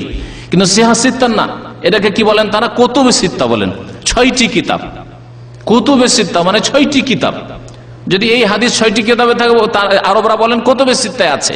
আর আমাদের দেশের আলেমরা, ইন্ডিয়া, বাংলাদেশ, পাকিস্তান আলেমরা যেহেতু সহিহ জয়ীফের কাপড় উঠিয়ে দেখতেই জানে না যে কি আছে না আছে, সেই জন্য ওরা কি বলে? সিহাসিত্তা। এখানে তাদের অবগতির জন্য বলছি যে একটু পড়ুন, গবেষণা করুন। ইবনে মাজাতে 40-এর অধিক জাল হাদিস আছে, জয়ীফ নাই। জয়ীফ আরো কয়েকশো আছে, জয়ীফ দুর্বল হাদিস কয়েকশো আছে, আর 40-এর বেশি জাল হাদিস আছে ইবনে মাজাতে, মিথ্যা হাদিস আছে। তার একটি হচ্ছে এটি, শোনেন। হাদিস সম্পর্কে তাহকিকুল আলবানী, আল্লামা নাসিরুদ্দিন আলবানী রহমতুল্লাহ বলছেন, দাঈফুন জিদ্দান আও মওদুউন, হাদিসটি হচ্ছে অত্যন্ত দুর্বল, আর না হলে মওদু মানে মিথ্যা, জাল হাদিস হচ্ছে জাল। মিশকাতের 1308 নম্বর হাদিস, আর সিলসিলা দাঈফার 2132 নম্বর হাদিস। এই কিতাবগুলিতে, আর সিলসিলা জাইফা যেটা জাল সিরিজ, জাল জয়ীফ হাদিসের সিরিজ, সেটা বাংলায় তর্জমা হয়েছে, ঢাকায় সম্ভবত পাবেন।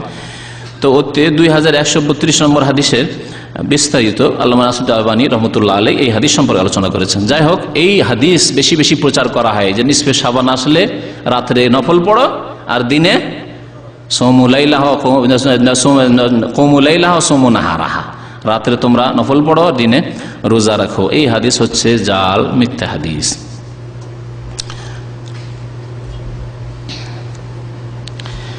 আর একটি হাদিস শুনিয়ে দিই, সময়ও চলে যাচ্ছে। কিছু আইম্মায়ে কেরামদের দু একটি কথাও শোনাবো মনে করছি।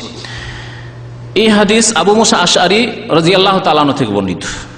আবু মুসা আশআরী রাদিয়াল্লাহু তাআলা আনহু থেকে বর্ণিত হাদিসটি ইবনে মাজাহতে রয়েছে। আন রাসূলিল্লাহ সাল্লাল্লাহু আলাইহি ওয়াসাল্লাম, রাসূলুল্লাহ সাল্লাল্লাহু আলাইহি ওয়াসাল্লাম থেকে আবু মুসা রাদিয়াল্লাহু তাআলা বর্ণনা করেছেন, কাল বলছেন, ইন্নাল্লাহা লা ইয়াত্তালিউ ফি লাইলাতিন নিসফি মিন শাবান, আল্লাহ পাক রব্বুল আলামিন নিসফে শাবানের রাতে, মানে শাবানের 15 তারিখের রাতে কি করেন? তাকিয়ে দেখেন। লা ইয়াত্তালিউ, তাকিয়ে দেখেন মানে পৃথিবীবাসীর দিকে, সারা বিশ্বের মানুষের দিকে। ফায়াগফিরু লিজামিই খালকিহি, সুতরাং তারপরে আল্লাহ পাক কি করেন? সমস্ত মাখলুককে কি করেন? মাফ করে দেন। সমস্ত মানুষকে আল্লাহ পাক মাফ করে দেন। ইল্লা লি মুশরিকিন আও মুশাহিন, তবে আল্লাহ মুশরিককে মাফ করেন না। আর মুশাহিন মানে বিদ্বেষী, শত্রুতা যে অন্তরে রাখে তাকে আল্লাহ মাফ করেন না। এ হলো হাদিস। এই হাদিস, প্রথম কথা, এই হাদিসকে অধিকাংশ আইম্মায়ে কেরাম মুহাদ্দিসিনরা যঈফ বলেছেন, শুনে রাখেন। এবং এর কারণ, এর বর্ণনাকারী ইমাম ইবনে মাজাহর ওস্তাদের নাম হচ্ছে রাশেদ বিন সাঈদ বিন রাশেদ আর রামলি, তার ওস্তাদের নাম হচ্ছে ওয়ালিদ, আর তার ওস্তাদের নাম হচ্ছে ইবনে লাহিয়া।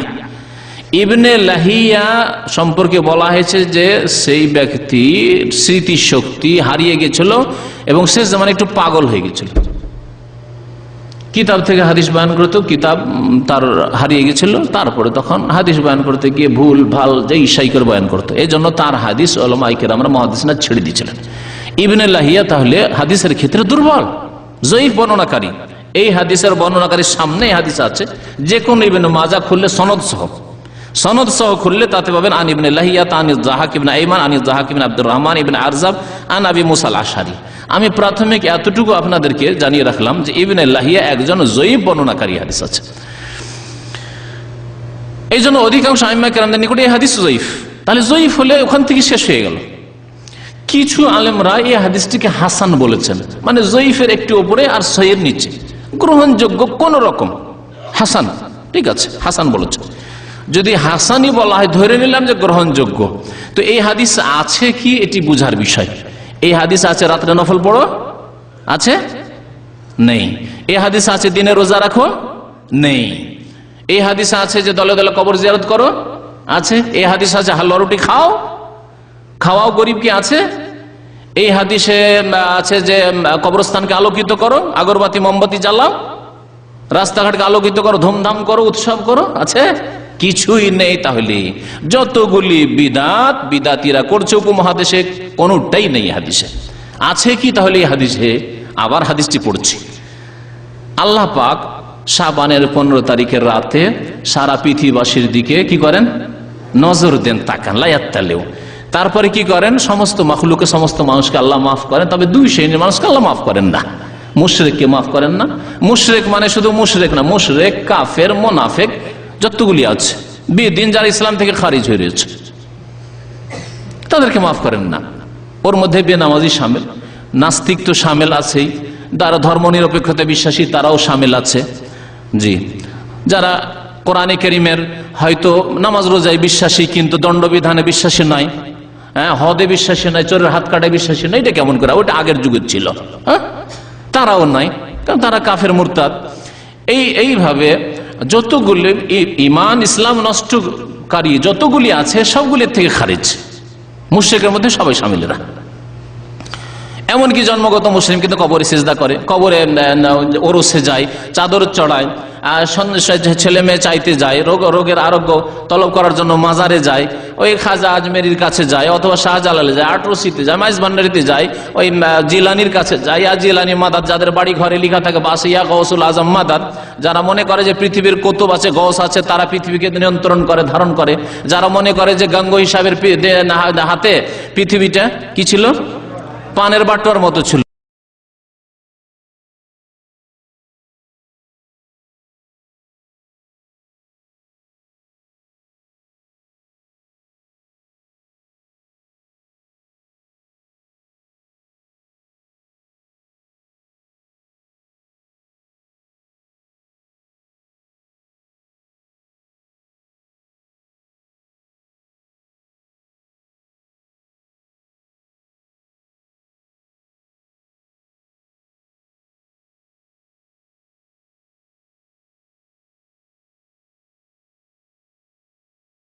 তামিমাতান ফাকাদ আশরাকা, যে ব্যক্তি তাবিজ লটকাবে, তাবিজ ঝোলাবে, লটকাবে নিজের গায়ে, নিজের স্ত্রীর গায়ে, ছেলে মেয়ের শরীরে, নিজের গাড়িতে, বাড়িতে, আম বাগানে, লিচুর গাছে। সূরা কাহফের নকশা আম বাগানে, লিচুর গাছে আমাদের দেশে লটকানো হয়, আমিও করেছি। শুনে আপনারা আশ্চর্য হচ্ছেন। এককাল ছিল যেই কালে গ্রামের লোক এবার আম বাগান তো আমাদের দেশে, রাজশাহী, চাঁপাইনবাবগঞ্জ, মালদা তো আম আর আম, ফজলি আম। তো আমের ফলন হয় না, আমের মুকুল থাকে না, মুকুল নষ্ট হয়ে যাচ্ছে ইত্যাদি। তো কি করো, ওই যে নকশাগুলি যে বানানো আছে বিদাতিদের নকশা, কোরআনের সে না হয় শুরুতে প্রত্যেক সূরার একটা করে নকশা আছে। তার মধ্যে সূরা কাহফ, সূরা মারিয়ামের, সূরা মারিয়াম কোথা থেকে নিল? মারিয়াম আলাইহিস সালাম আনসিজন ফল খেয়েছেন, সুতরাং এরাও মারিয়াম আলাইহিস সালামের সূরা মারিয়ামের নকশা দিয়ে আনসিজন ফল খাবে। এরা কথা বুঝতে পেরেছেন? লিখে দাও। একেবারে পহিলি দোষী জামাতে পড়তাম, তখন দিন সম্পর্কে জানতাম না। লিখে দাও, বাস কাজ হচ্ছে লিখে দাও। আমি উর্দু লিখতে পারি, আরবি লিখতে পারি, ঠিক আছে। আর তামাইম তাবিজের শিরক দেওবন্দি বেরেলভি তো জানে না, ওটাই ধর্ম তাদের। আহলে হাদিস অনেকে জানে না, শুনে রাখেন ভালো করে। আরো দেশের আহলে হাদিসের অনেকে জানে না যে তাবিজ শিরক, যার ফলে এই তাবিজ চলতে থাকতো। হ্যাঁ, আমের গাছে, লিচুর গাছে সূরা মারিয়ামের নকশা লিখে দেন। মান তাআল্লাকা তামিমাতান ফাকাদ আশরাকা, তবে যেই ব্যক্তি তওবা করে নিয়েছে, আল্লাহ তার উপর বড় নিয়ামত হয়েছে, আলহামদুলিল্লাহ, সংশোধন হয়ে গেছে। যে সব ভাইরা এসব থেকে সংশোধন হয়ে গেছে, আলহামদুলিল্লাহ। আত-তাইবু মিনাজ যামবি কামা লা যামবা লাহু, যে ব্যক্তি গুনাহ করেছে, গুনাহ করার পরে তওবা করেছে, সে যেন গুনাহ করেইনি, নবী সাল্লাল্লাহু আলাইহি ওয়াসাল্লাম বলেছেন। সুতরাং কেউ যদি তাবিজ করে থাকেন, এখনো করে থাকেন, এখনো পরে থাকেন, অথবা স্ত্রী ছেলে মেয়ের গায়ে থাকে, তওবা করেন, ছিঁড়ে ফেলে দেন, খুলে চুড়ে ফেলে দেন, আল্লাহ পাক গুনাহ মাফ করে দেন, যেন আপনার দ্বারা গুনাহই হয়নি। আল্লাহ পাক এখনো রাস্তা তওবার খুলে রেখেছেন। কিন্তু মত যদি চলে আসে, তাবিজ গায়ে আছে আর মত চলে আসলো, নবী সাল্লাল্লাহু আলাইহি ওয়াসাল্লামের হাদিস শুনেন, ফাইন মুত্তা ওয়া হিয়া আলাইকা, তুমি যদি এই অবস্থায় মরে যাও যে তোমার গায়ে তাবিজ আছে, তোমার বিবির গায়ে তাবিজ, তোমার ছেলে মেয়ের গায়ে তাবিজ, তোমার আম বাগানের তাবিজ, লিচুর গাছের তাবিজ, কাঁঠাল গাছের তাবিজ, ওই অবস্থায় যদি মরে যাও, মা আফলাহতা আবাদা, কোনদিন তুমি রেহাই পাবে না, মুক্তি পাবে না। নবী করিম সাল্লাল্লাহু আলাইহি ওয়াসাল্লামের হাদিস। কিতাবুত তাওহীদের যে সিলসিলা দর্স যে হয়েছে, তাতে এই সম্পর্কে বিস্তারিত আলোচনা হয়েছে। আরো ইনশাআল্লাহ তাআলা তাবিজ সম্পর্কে আগামীতে আলোচনা করা যাবে। এতটুকু যথেষ্ট যে কোনো ভাইয়ের কাছে তাবিজ যদি থাকে, আল্লাহর হস্তে শিরক থেকে মুক্ত হওয়ার জন্য, আর এই রাত্রে যদি হাদিস সহিহ হয় মাফ নেওয়ার জন্য, আর যে কোনো সময়, শুধু এই রাত্রেই কেন, শিরক মুক্ত কোনো মানুষ থাকলে আল্লাহ অবশ্যই তাকে জান্নাত দেবেন ইনশাআল্লাহ। কোনদিন না কোনদিন জান্নাত পাবে যদি শিরক মুক্ত কেউ থাকে। আর তাবিজ নিয়ে মরবেন, মা আফলাহতা আবাদা, কোনদিন রেহাই পাবেন না, মুক্তি পাবেন না। নবী করিম সাল্লাল্লাহু আলাইহি ওয়াসাল্লামের হাদিস। এই হাদিসে তাহলে আসলে যেই ব্যক্তি মুশরিক হবে না, শিরিক করে না, শিরকি আকীদা রাখে না, শিরকি আমল করেন না, তাকে আল্লাহ কি করবেন? এই রাত্রে আল্লাহ তার রহমতে মাফ করে দেবেন। রহমতের নজর দিলে আল্লাহ মাফ করে দিলেন তাকে, যে এই বাড়িওয়ালা শিরিক করে না, অমুক গ্রামের লোক শিরিক করে না, অমুক পরিবার শিরিক করে না, আল্লাহ মাফ করে দিলেন। দেখলেন আরো বেশ কিছু পরিবার আছে, দেখলেন যে এরা অন্তরে বিদ্বেষ রাখে না, এদেরকে মাফ করবো না, অন্তরে শত্রুতা রাখে, প্রতিবেশী মিল নাই, বন্ধুতে মিল নাই, শত্রুতা রাখে, হিংসা করে, মাফ নেই তাদের জন্য। কিন্তু যদি অন্তর সাফ হয়, অন্তর পরিষ্কার করে ঘুমাইলেন, অন্তরে কোনো রকমের শত্রুতা নেই, বিদ্বেষ নেই, কারো ক্ষতি হোক এই আশা আকাঙ্ক্ষা রাখেন না, মনের কামনা বাসনা যে আল্লাহ সবারই খায়ের করুক, কল্যাণ করুক, এইরকম যদি হিতাকাঙ্ক্ষী হন, তাহলে আল্লাহ পাক মাফ করে দেবেন। শিরিক মুক্ত হন আর অন্তরকে শত্রুতা, বিদ্বেষ, হিংসা মুক্ত করেন। কোন আমলের কথা এই হাদিসে বলা হয়নি, বিনা আমলে আল্লাহ পাক মাফ করে দেবেন। এই হাদিসে কোনো প্রমাণ নেই যে এই রাত্রে নফল পড়েন বেশি বেশি করে, যেহেতু এই রাত্রে আল্লাহ মাফ করেন, বেশি বেশি নফল পড়েন, এই রাত্রে আল্লাহ মাফ করবেন সেই জন্য জামাত করেন, এই রাত্রে মাফ করবেন সেই জন্য কোরআন খতম করেন, এই রাত্রে মাফ করবেন সেই জন্য হালুয়া রুটি খাওয়ান, এই রাত্রে মাফ করবেন সেই জন্য কবরস্থান যান, আছে? সুতরাং তিলকে কবু তাল করো না, তিলকে কবু তাল করো না, তিলকে তাল করিয়েন না। তিল আছে যে শিরক মুক্ত হন আর অন্তরকে বিদ্বেষ, শত্রুতা মুক্ত করুন, আল্লাহ মাফ করে দেবেন। আর ওকে তাল বানিয়ে দিয়ে আর বিদাত শুরু করে, ধুমধাম শুরু করে দেন, পবিত্র শবে বরাত অনুষ্ঠান, ইয়া একটা ঈদ হইতে চলেছে, এই বিদাতে লিপ্ত হয়েন আল্লাহর রাস্তায়। হ্যাঁ শোনেন, আর আছে কথা, এই জন্য তো বলছি যে সময় সাথ দেয় কিনা। এখন আয়াতের কথা শোনেন, সূরা সূরা দোখানে একটি আয়াত রয়েছে, আয়াতে আল্লাহ পাক কি বলেছেন? হামিম ওয়াল কিতাবিল মুবিন। বিসমিল্লাহির রহমানির রহিম। হামিম ওয়াল কিতাবিল মুবিন ইন্না আনজালনাহু ফি লাইলাতিন মুবারাকা ইন্না কুন্না মুনজিরিন ফিহা ইউফরাকু কুল্লু আমরিন হাকিম আমরাম মিন ইনদিনা ইন্না কুন্না মুরসালিন। এই আয়াতের তাফসীর শোনাই আপনাদেরকে, সবচাইতে প্রসিদ্ধ এবং প্রাচীন তাফসীর। তাফসীর ইবনে জারির তাবারির পরে হচ্ছে তাফসীর ইবনে কাসির। তাফসীর ইবনে কাসির, ইমাম ইবনে কাসির রহমতুল্লাহ আলাইহি যেমন প্রখ্যাত মুফাসসির ছিলেন তেমন মুহাদ্দিসও ছিলেন। এইরকম মুফাসসির আর খুঁজে পাবেন না আপনি, আপনাদেরকে বলছি, যিনি মুফাসসিরও ছিলেন আর মুহাদ্দিস। মানে আমাদের দেশের মুহাদ্দিস পোস্ট নয়, এবার আলিয়া মাদ্রাসা একটা করে মুহাদ্দিস পোস্ট আছে, ব্যাস না। কেমন মুহাদ্দিস ছিলেন শুনুন। মুসনাদে আহমদের 30,000 হাদিস সম্পূর্ণ তার মুখস্থ ছিল। কুতুবুস সিত্তা তো ছিল, বুখারী, মুসলিম, আবু দাউদ, তিরমিজি, নাসাই, ইবনে মাজাহ, এগুলো তো মুখস্থ ছিলই, কিন্তু মুসনাদে আহমদ এর 30,000 হাদিস ইমাম ইবনে কাসির রহমাতুল্লাহ আলাইহি মুফাসসিরের মুখস্থ ছিল। এই জন্য এর একটা লক্ষণ, এই জন্য তিনি তাফসীর করতে গিয়ে যারা আরবিতে তাফসীর পড়েন অথবা বাংলায় পড়ে লক্ষ্য করবেন, একটা হাদিস, একটা আয়াতের তাফসীর, একটা হাদিস হয়তো বুখারী, মুসলিম আছে, আবু দাউদে আছে, কিন্তু তিনি মুসনাদ আহমদ আরো বেশি করে ভালো মুখস্থ রেখেছিলেন। ওয়াকাদ রাওয়াল ইমাম আহমদ বলছেন, ইমাম আহমদ বর্ণনা করেছেন, ইমাম আহমদ বর্ণনা করেছেন। যারা গবেষক তারা তদন্ত করে দেখছে হাদিস শুধু মুসনাদ আহমদ না, আবু দাউদেও আছে, তিরমিজিতেও আছে, নাসাইতেও, বুখারীতে হয়তো আছে। অনেক সময় এরকম হয়েছে। কারণ আপনার কথা বলছি, একটা উদাহরণ দিই। আপনার যদি একটা কিতাব খুব ভালো করে মুখস্থ থাকে, রিয়াজুস সালেহিন খুব ভালো করে মুখস্থ আছে, খুব ভালো করে রিয়াজুস সালেহিন মুখস্থ, অথচ রিয়াজুস সালেহিন হাদিসের একটি ছোট্ট কিতাব, কিন্তু আপনার বুখারী মুখস্থ নেই। আমাদের দেশের আলেমদের এরকম আছে, মিশকাত খুব ভালো করে মুখস্থ আছে, কিন্তু বুখারী, মুসলিম, আবু দাউদ তেমন মুখস্থ নেই। অনেক আলেম যারা হাদিস মুখস্থ রাখে, মিশকাত মুখস্থ আছে। জিজ্ঞাসা করি যে এই হাদিসটি কোথায় আছে, মিশকাতে আছে, রিয়াজুস সালেহিনে আছে। রিয়াজুস সালেহিন আসল কিতাব তো ছোট্ট ক্ষুদ্র কিতাব, কিন্তু আপনি রেফারেন্স দিচ্ছেন কিসের? রিয়াজুস সালেহিনের, অথচ হাদিস বুখারীতে অথবা মুসলিম আছে। তো ইমাম ইবনে কাসির রহমতুল্লাহ আলাইহি হাদিসেরও ইমাম ছিলেন আর তাফসীরের ইমাম ছিলেন। তিনি কি বলছেন এই আয়াত সম্পর্কে? প্রথম আয়াতের তরজমা করে দিই, তাহলে বুঝতে সুবিধা হবে। আল্লাহ বলছেন হামিম। হামিম, আল্লাহ এর অর্থ জানেন, আল্লাহ এর উদ্দেশ্য জানেন। যেগুলি বিচ্ছিন্ন অক্ষর কোরআনের বিভিন্ন সূরার শুরুতে, সেগুলির অর্থ আল্লাহ পাক জানাননি, রাসূলুল্লাহ সাল্লাল্লাহু আলাইহি ওয়াসাল্লাম জানাননি।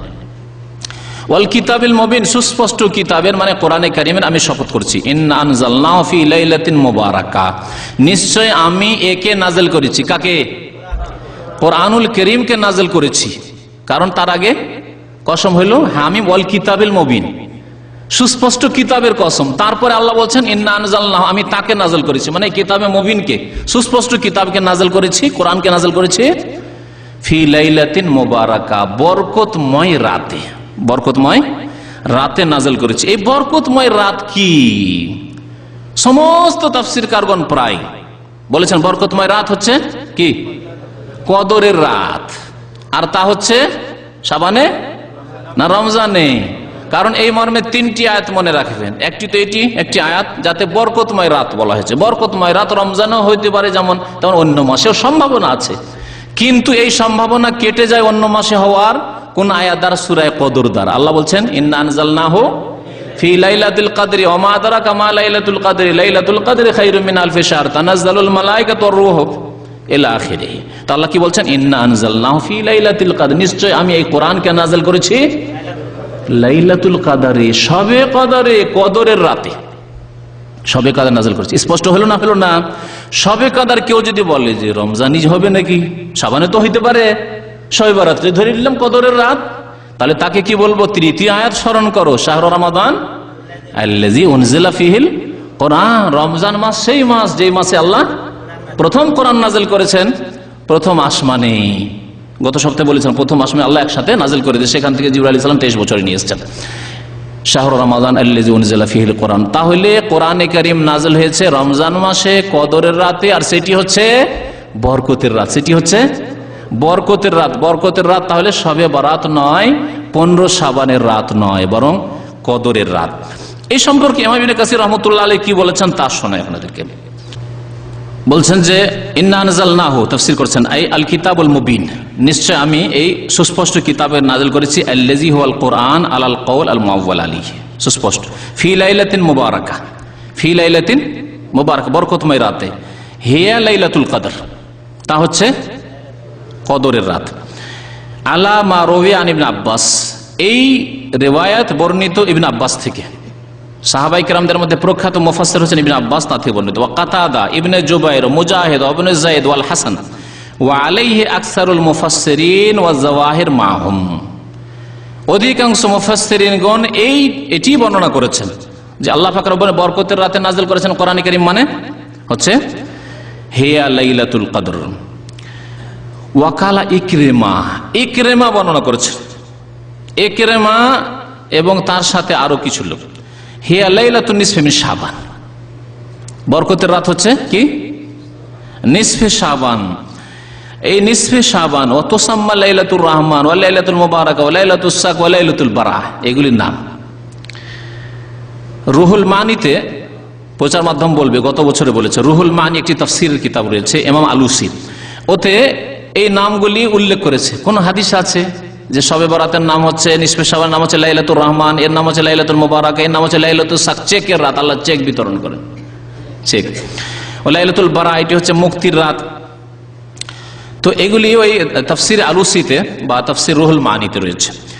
ইমাম ইবনে কাসির রাহমাতুল্লাহ আলাইহি এই হাদিস সম্পর্কে বলছেন যে না, এই হাদিস তো নয়, এটি হচ্ছে ইকরামার মন্তব্য। ইকরামা যে বলেছে যে নিসফে শাবান, মুবারক রাত মানে নিসফে শাবান, বলছেন ওমান কালা লাইলাতুন নিসফি মিন শাবান ফাকাদ আবআদান নাজআতা, যেই ব্যক্তি বলবে যে এই লাইলাতুল মুবারাকা, ইন্না আনজালনা ফি লাইলাতিন মুবারাকা, মানে কোরআন নাযিল করেছে বরকতের রাতে, মানে শবে বরাতে, সেই ব্যক্তি সত্য থেকে হক থেকে অনেক দূরে চলে গেল। ফাকাদ আবাদান নাজাত, সত্য থেকে হক থেকে সেই ব্যক্তি অনেক দূরে চলে গেল। সূরা দুখানের প্রথম যে আয়াতগুলি, 4-5টি আয়াত রয়েছে, তার তাফসীর ইবনে কাসিরে বাংলায় পড়তে পারবেন, ইংরেজিতে এই তাফসীর রয়েছে, আরবিতে তাফসীর রয়েছে, উর্দুতে তাফসীর রয়েছে, পড়তে পারবেন। তাতে ইমাম ইবনে কাসির রাহমাতুল্লাহি আলাইহি এইভাবে উল্লেখ করেছেন যে যারা বলবে যে লাইলাতুল মুবারাকা মানে শবে বরাত, তারা হক থেকে অনেক দূরে চলে গেল। আর অধিকাংশ মুফাসসিরিনগণ যে তাফসীর করেছেন, যেটি হচ্ছে নির্ভরশীল নির্ভরযোগ্য তাফসীর, তা হচ্ছে যে লাইলাতুল কদরই হচ্ছে লাইলাতুল মুবারাকা, আর তা হচ্ছে রমজান মাসে। কথা আরো বেশ কিছু লম্বা আছে ওই রুহুল মানির। রুহুল মানিতে এক দলের কথা উল্লেখ করেছেন, তারা বলছে যে এই কাল আল হাসান ওয়াফিরকা যালিকা ফি আজালে বানি আদম ইয়াকতুবু সুবহানাহু ফি লাইলাতিল কদর ওয়া কিলা ফি লাইলাতিন নিসফি মিন শাবান আজালুল মাউত ফায়ামু ওয়ানাসান মিন দিওয়ানিল আহইয়া ওয়া ইউসাব্বিতুহুম ফি দিওয়ানিল আমওয়াত। এখানে ইমাম আলুসি রুহুল মানিতে উল্লেখ করেছেন, তিনিও ইখতিলাফ উল্লেখ করেছেন। প্রচার মাধ্যমে করা হয় কি, শুধু ওই জয়ীফ দুর্বল উক্তিটি উল্লেখ করা হয়। এখানে কি উল্লেখ করেছেন বলছেন, হাসান বাসরি এবং একদল উলামায়ে কেরাম মুফাসসিরিনগণ তারা বলেছেন যে ফিহা ইউফরাকু কুল্লু আমরিন হাকিম, আল্লাহ যা বলেছেন এই রাত্রে প্রত্যেক হিকমতের কাজের ফয়সালা করা হয়। হিকমতের কাজের ফয়সালা করা হয় মানে 1 বছরের তকদির মানে হায়াত মত লেখা হয়। 1 বছরের হায়াত মত লিখে মালাকুল মউতকে ধরিয়ে দেওয়া হয় যে এই 1 বছরের মধ্যে এত লোক তোমাকে তাদের রূহ কবজ করতে হবে।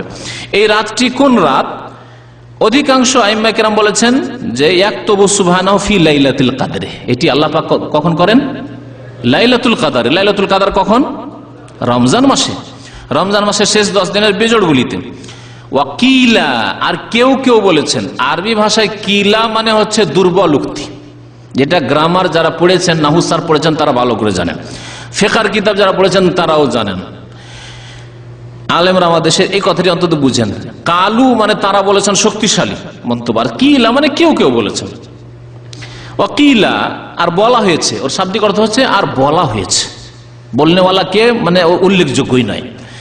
ফি লাইলাতিন নিসফি মিন শাবান, সেটা হচ্ছে শাবানের 15 তারিখে মৃতদের যারা মারা যাবে তাদের বয়স লেখা হয়। ফায়ামহু ওয়ানাসান মিন দিওয়ানিল আহইয়া, যারা জীবিত আছে জীবিতদের লিস্ট থেকে তাদেরকে নিয়ে গিয়ে তাদের নামগুলি লেখা হয়। দিওয়ানুল আমওয়াত, মৃতদের যে রেজিস্টার আছে তাতে লেখা হয়, এই কথা বলা হয়েছে। তাহলে সহিহ মত জানতে পারলেন তাফসীরকারদের। ইমাম ইবনে কাসির রাহমাতুল্লাহ আলাইহির তাফসীর কথা বললাম, এমনকি ইমাম আলুসি রুহুল মানিরও লেখক, তিনিও বলছেন, আগে উল্লেখ করেছেন যে লাইলাতুল কদরে ভাগ্য লেখা হয় 1 বছরের।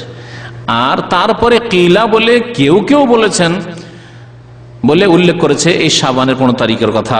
সুতরাং সেটি নির্ভরযোগ্য নয় এবং সেটি সবচাইতে বড় কথা কোরআন বিরোধী। আল্লাহ বলছেন কোরআন নাযিল করেছে রমজানে, আল্লাহ বলছেন কোরআন নাযিল করেছে লাইলাতুল কদরে, আর আল্লাহ বলেছেন তৃতীয় জায়গায় যে বরকতের রাতে। তো বরকতের রাত আলাদা করে কি করে লাগাবেন আপনি? যদি তাই করেন তাহলে কোরআনে কারিমে তাহলে আল্লাহর কথায় দ্বন্দ্ব আছে। আল্লাহর কথায় দ্বন্দ্ব হইতে পারে? ওমা কানা রব্বুকা নাসিয়া, আল্লাহ পাক বলছেন তোমার রব কোনদিন ভুলেন না। সুতরাং আল্লাহর কথায় দ্বন্দ্ব হতে পারে না। ইমাম ইবনে তাইমিয়া রাহমাতুল্লাহ আলাইহি একটা বক্তব্য আছে, সেটা যদি একটু সময় থাকে তাহলে শোনাই। আছে কালা শাইখুল ইসলাম ইবনে তাইমিয়া রাহমাতুল্লাহি আলাইহি, ইমাম ইবনে তাইমিয়া রাহমাতুল্লাহি আলাইহি বলছেন অমিন হাযাল বাব লাইলাতুন নিসফি মিন শাবান, এই নিসফে শাবানের রাত মানে 15 শাবানের 15 তারিখের রাত ফাকাদ রবিয়া ফি ফাজলিহা মিনাল আহাদিসিল মারফুআতি ওয়াল আসার মা ইয়াক্তাজি আন্নাহা লাইলাতুল মুফাজ্জালা ওয়া আন্না মিনাস সালাফি মান কান ইয়াখুসসু বিস সালাতি ফি ওয়া সাওম শাহর শাবান قد جاءت في احاديث صحيحه ومن العلماء من السلف من اهل المدينه وغيرهم من الخلف من انكر فضلها وطعن في الاحاديث الوارده فيها كحديث ان الله يغفر فيها لاكثر من عدد الشعر غنم بني كلب وقال لا فرق بينها وبين غيرها। এখানে তিনি বলতে চেয়েছেন যে উলামাদের ইখতিলাফ আছে যে এই শাবানের 15 তারিখের কোনো ফজিলত আছে কিনা। এই সম্পর্কে কিছু হাদিস বর্ণনা করা হয়েছে। যে হাদিস একটা ওই হাদিস যে বললাম যে হাদিসটাকে হাসান বলেছেন আল্লামা নাসিরুদ্দিন আলবনী, সেই হাদিসে ইঙ্গিত করেছেন। তারপরে বলছেন যে সালাফদের কিছু লোকেরা এই রাত্রে একা একা নামাজ পড়তেন আর শাবান মাসের আমভাবে রোজা রাখতেন। অমিনাল ওলামায়ে মিনাস সালাফ, আর সালাফদের বেশ ওলামায়ে কেরামরা মিন আহলিল মদিনা, বিশেষ করে মদিনাবাসীরা ওয়া গায়রুহুম, অন্যান্য শহরের লোকেরা, এই কথাটি শুনেন ভালো করে। তার বলছে মিনাল খালাফ, পরবর্তীকালেরও মান আনকারা ফাজলাহা, এই নিসফে শাবানের 15 তারিখের ফজিলত অস্বীকার করেছেন। তারা বলেছেন না কোনো ফজিলত নেই। তাহলে হাদিস যে বর্ণিত হয়েছে, যে হাদিসগুলি যায়িফ হাদিসগুলো শুনাইলাম, ওয়া তাআনা ফিল আহাদিসিল ওয়ারিদাতি ফিহা, আর এই মর্মে যে হাদিসগুলি এসেছে সেগুলির প্রত্যেকটি সম্পর্কে তারা সমালোচনা করেছেন, বলেছেন এই হাদিসগুলি সহিহ নয়, ভিত্তিহীন। যেমন কালাব গোত্রের যত বকরি রয়েছে, বকরি ছাগলের লোমের সংখ্যা পরিমাণ মানুষকে আল্লাহ মাফ করেন হাদিস, এই ধরনের হাদিসগুলি সবগুলিকে তারা অস্বীকার করেছে, এগুলি হাদিস সহিহ নয় বরং জয়ীফ জাল হাদিস। তারপরে এই মদিনাবাসীরা অন্যান্য উলামায়ে কেরামরা তারা বলেছেন লা ফারকা বাইনাহা ওয়া বাইনা গায়রিহা, শাবানের 15 তারিখের রাত আর অন্য রাতের মাঝে কোনো পার্থক্য নেই। তারপরে তিনি বলেছেন ইমাম ইবনে তাইমিয়া রাহমাতুল্লাহ আলাইহির মত, আল্লামা নাসিরুদ্দিন আলবানীর মত, যে এই রাতের ফজিলত আছে কার জন্য? যে ব্যক্তি মুশরিক নয় আর যে ব্যক্তি বিদ্বেষী নয় তার জন্য। এবং মুসনাদ ইমাম আহমদ থেকেও তিনি উল্লেখ করেছেন এই কথাটি। আর তারপরে বলেছেন যে এই রাতে আল্লাহ পাক মাফ করেন, এতটুকু তিনি বলেছেন। কিন্তু তারপরে বলছেন ফাআম্মা সাওমু ইয়াউমিন নিস মুফরাদান ফালা আসলা লাহু বাল ইফরাদুহু মাকরুহুন, তবে শুধু 15 তারিখের দিনে রোজা রাখা এর কোনো ভিত্তি নেই, বরং এটি হচ্ছে মাকরুহ, অপছন্দনীয়। ওয়া কাযালিকা ইত্তিখাযুহু মাওসিমান, এটাকে উৎসবে পরিণত করা, শবে বরাতকে উৎসবে পরিণত করা। তুসনাউ ফিহিল আতইমাতু, এতে খাদ্য তৈরি করা, হালুয়া রুটি তৈরি করা। ওয়া তুযহারু ফিহি যিনাতু, এবং এতে সাজসজ্জা করা, ভালো অনুষ্ঠান করার জন্য আমাদের দেশে যে স্টেজ তৈরি করা ইত্যাদি সব। হিয়া মিনাল মাওয়াসিমিল মুহদাসাতিল মুবতাদিআ আল্লাতী লা আসলা লাহা, এগুলি হচ্ছে বিদাতি কাজ যার কোনো ভিত্তি নেই। ওয়া কাযালিকা, তারপর বলছে অনুরূপ মা কাদ উহদিসা ফি লাইলাতিন নিসফি মিনাল ইজতিমাইল আম লিসসালাতিল আলফিয়াতি ফিল মাসাজিদিল জামিয়া, মসজিদে, জামে মসজিদে বা ওয়াক্তিয়া মসজিদে বা বাড়িতে বা বাজারে একত্রিত হয়ে আলফিয়া নামাজ পড়া।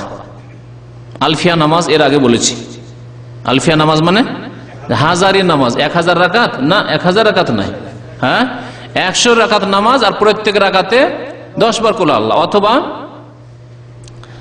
আরেক রকম করে পড়ে। এক কথাই 1000 বার কুল আল্লাহ জুড়ে দিতে হবে, 1000 বার কুল আল্লাহ পুরা করতে হবে। এই যে আলফিয়া নামাজ, এই বিদাতি নামাজ সম্পর্কে বলছেন কি তা শুনেন ইবনে তাইমিয়া বলছেন ফাইন্না হাযাল ইজতিমা লিসালাতিন নাফিলাতিন মুকাইয়াদাতুন বিজামানিন ওয়া আদাদিন ওয়া কদরিন মিনাল কিরাতি মাকরুহুন লাম ইউশরা, বলছেন যে এই একত্রিত হওয়া নফল নামাজ পড়ার জন্য বিশেষ সময়, মানে শবে বরাতে যে 15 শাবানে, আর তারপরে ওতে বিশেষ তরিকায় যে 1000 বার কুল আল্লাহ পড়বো, কদর মিনাল কিরা মাকরুহুন, এটি হচ্ছে মাকরুহ। আর হানাফি ফিকার মাসলা বলছি ফোকায় হানাফিদের ইত্তিফাক রয়েছে, ঐক্যমত রয়েছে, যদি কোন ফিকার কিতাবে ফতোয়ার কিতাবে মাকরু বলা থাকে তাহলে তার মানে হচ্ছে মাকরু তাহরিমি, মাকরু তাহরিমি মানে হারাম, জায়েজ নয়। লাম ইউশরা, তারপর শরীয়তে এর প্রমাণ নেই, লাম ইউশরা মানে শরীয়তে নেই। ফাইনাল হাদিস আল ওয়ারিদা ফি সালাতিল আলফিয়াতে মাওদুউন বিইত্তিফাকি আহলিল ইলম বিল হাদিস। বলছেন ইবনে তাইমিয়া রাহমাতুল্লাহ আলাইহি যে সালাতে আলফিয়া সম্পর্কে যে হাদিস বর্ণনা করা হয়েছে মুহাদ্দিসিনদের ঐক্যমতের ভিত্তিতে, মানে সর্বসম্মতিক্রমে, এই হাদিস হচ্ছে মাওদুউন, জাল হাদিস, জাল হাদিস। কিতাব হচ্ছে ইক্তিজাউস সিরাতিল মুস্তাকিম ওয়া মুখালাফাতু আসহাবিল জাহিম। আমার কাছে আরবিতে কিতাব আছে, আরবিতেই কিতাব আছে, তরজমা হয়নি। পৃষ্ঠা নম্বর হচ্ছে 302। তো আলফিয়া নামাজ অথবা রাত্রে সবাই সকলেই সম্মিলিত হওয়া, ধুমধাম করে ওয়াজ মাহফিল করা বা নফল পড়া, যতগুলি কাজ রয়েছে, খাদ্য তৈরি করা, সবগুলির কথা বলে ইমাম ইবনে তাইমিয়া রাহমাতুল্লাহ আলাইহি, এগুলি বিদআত। আজকে থেকে প্রায় 600 বছর আগে, 600, 613, 1400, 600 বছর প্রায় হয়ে যাচ্ছে। 600 বছর আগে ইমাম ইবনে তাইমিয়া রাহমাতুল্লাহ আলাইহি শাম দেশের কথা, দামেস্কে তিনি থাকতেন, দামেস্কের কথা বলছেন। আর শাম সিরিয়া বিদাতি দেশ, এই দেশে তখন এই বিদাত ছিল, খাবার তৈরি করা আর ধুমধাম করা, উৎসব করা। সতর্ক করেছেন সেই জামানার লোকদেরকে এবং কিয়ামত পর্যন্ত যত মুমিন মুমিনাত আসবে তাদেরকে, যে এগুলি হচ্ছে মাকরুহ, লাম ইউশরা, শরীয়তে এর কোনো প্রমাণ নেই। আল্লাহ পাক যেন আমাদেরকে হক কথা বোঝার তৌফিক দান করেন এবং তার প্রতি আমল করার যেন তৌফিক দান করেন। আল্লাহ পাক রব্বুল আমাদের গুনাহ খাতা যেন মাফ করে দেন, নেক আমলের যেন তৌফিক দান করেন। আল্লাহ পাক আমাদেরকে সুন্নত মোতাবেক চলার যেন তৌফিক দান করেন। আল্লাহ পাক আমাদেরকে সুন্নত মোতাবেক তাহাজ্জুদ পড়ার যেন তৌফিক দান করেন। যেসব ভাইরা নফল ইবাদত বন্দেগীতে আগ্রহী, আল্লাহ পাক তাদেরকে যেন তাহাজ্জুদ পড়তে তৌফিক দান করেন। বিদআত থেকে আল্লাহ বেঁচে থাকার যেন তৌফিক দান করেন। নবী করিম সাল্লাল্লাহু আলাইহি ওয়াসাল্লামের সুন্নত মোতাবেক সাধারণভাবে শাবান মাসে যে রোজা রয়েছে, আল্লাহ যেন আমাদেরকে তৌফিক দান করেন। আমিন ইয়া রাব্বাল আলামিন। ওয়া সাল্লাল্লাহু আলা নবিয়িনা মুহাম্মদ ওয়া আলা আলিহি ওয়া সাহবিহি আজমাইন। কি রকম কি বুখারী কোনটা? ও আচ্ছা, একদিন দেখিয়েছি শুধু, ওটা শেষ করার জন্য না, ওটা ওই একদিন দেখিয়েছি যেটা আমাদের বিষয়ের সাথে সম্পর্ক ছিল। হ্যাঁ হ্যাঁ, বেতরের নামাজ সম্পর্কে প্রশ্ন করেছেন এক ভাই, কিন্তু আসলে সময় তো কম। বেতরের একটা লিফলেট আছে, লিফলেটটা দেব, সংক্ষেপে বলি। বেতরের নামাজ সর্বনিম্ন 1 আর সর্বঊর্ধ্বে 11 রাকাত পর্যন্ত, 11 রাকাত পর্যন্ত, যেটা তাহাজ্জুদ। তাহাজ্জুদ আর বেতর একই জিনিস। বেতর মানে বেজোড়, আসলে ওটাকে তাহাজ্জুদটাকে বেজোড় করে দেওয়া হয় বেতর। তাহলে সর্বনিম্ন 1 যখন পড়বেন, 1 পড়ার তরিকা খুব সহজ, 1 রাকাত আলাদা করে বেতর পড়েন। নবী সাল্লাল্লাহু আলাইহি ওয়াসাল্লাম অধিকাংশ সময় 1 পড়তেন, 2 2 2 2 করে পড়ে শেষখানে 1 পড়তেন। এবং নবী সাল্লাল্লাহু আলাইহি ওয়াসাল্লাম হুকুমও এরকম করেছেন, সালাতুল লাইলি মাসনা মাসনা, রাতের নামাজ 2 2 করে পড়ো। ফাইজা খাশিয়া আহাদাকুমুস সুবহা, তারপরে তোমাদের যখন ভোর হয়ে যাওয়ার, সকাল হয়ে যাওয়ার, ফজর হয়ে যাওয়ার আশঙ্কা হবে, সাল্লা রাকাতান ওয়াহিদা, সাল্লা রাকাতান ওয়াহিদা, 1 রাকাত নামাজ পড়ে নাও। তুতিরু মাকাদ সাল্লাইত, সারা রাত যে নামাজ পড়লে সবগুলি বেজোড় হয়ে গেল। 2 2 2 2 যত পড়েছিলে, 1 পড়ার পরে সবগুলিকে বেজোড় বানিয়ে দিলে।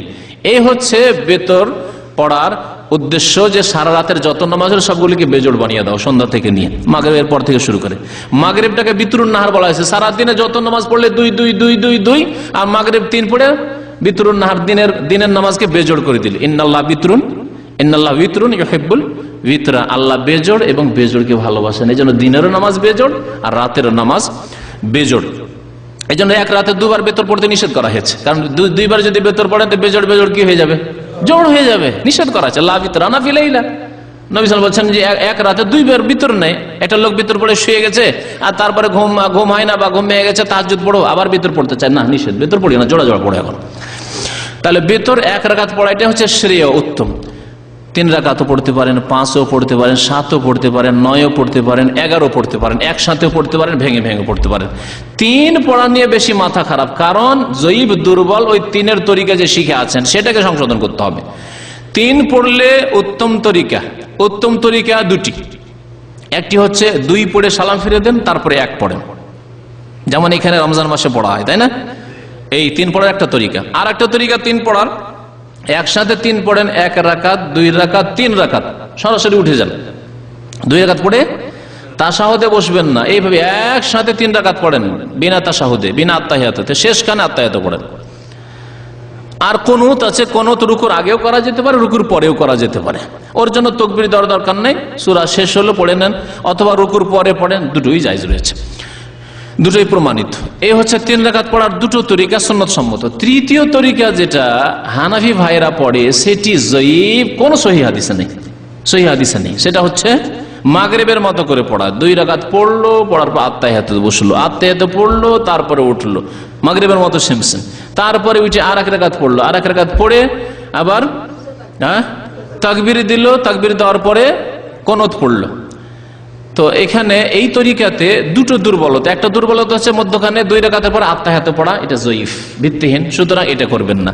আর একটি হচ্ছে এই যে তাকবীর দেওয়া, এর কোনো প্রমাণ নেই। যেমন সূরা শেষ হলো তেমনই আপনি পড়ে আল্লাহুম্মা আহদিনা ফিমান হাদাইত, আল্লাহুম্মা ইন্না নাস্তাইনুকা ওয়া নাস্তাগফিরুকা, যেটা যে কোনো দুটির বা দুটোই একসাথে পড়তে পারেন কুনুতের। তারপরে আরেকটি মাসলা শুনে, দুটি ভুল তো হইল, তাই না? তৃতীয় ভুল হচ্ছে হানাফি মাযহাবের, যে তারা কুনুত পড়াকে, বেতরের কুনুতের দোয়া পড়াকে ওয়াজিব মনে করে, সেটা ভুল। এটি হচ্ছে সুন্নত, কারণ ওয়াজিব হলে নবী সাল্লাল্লাহু আলাইহি ওয়াসাল্লাম কখনো ছাড়তেন না, অথচ নবী সাল্লাল্লাহু আলাইহি ওয়াসাল্লাম থেকে বেশ কিছু সময় প্রমাণিত যে তিনি মাঝে মাঝে কুনুত ইচ্ছা করে, ভুলে গিয়ে না, ইচ্ছা করে ছেড়ে দিতেন। যেহেতু হানাফি মাযহাবে বেতরের কুনুতকে ওয়াজিব করে দেওয়া হয়েছে, সেজন্য কুনুত যদি কেউ ভুলে যায় তাহলে তারা সহসিজদা করে। তাহলে এই বেতরে, হানাফি ভাইদের বেতরে 3টি ভুল। একটি হচ্ছে মাগরিবের মতো করে আত্তাহিয়াত পড়া 2 রাকাতের পরে, 2 নম্বর হচ্ছে সূরা পড়া, সূরা ফাতিহা আর একটি সূরা পড়ার পরে একটা তাকবীর দিয়ে তারপরে কুনুত পড়া। 3 নম্বর ভুল হচ্ছে কুনুতকে ওয়াজিব মনে করা, আর কারো যদি ছুটে যায় তাহলে সহসিজদা করা। এই 3টি ভুল ছেড়ে দেন, তাহলে বেতর সহি হয়ে যাবে।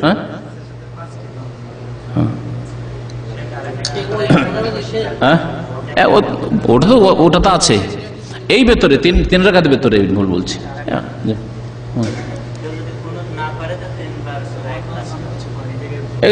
এগুলো কোন দলিল নয়, জয়ীফ দলিল না, এগুলো বিদাতীদের, জাহেলদের কথা।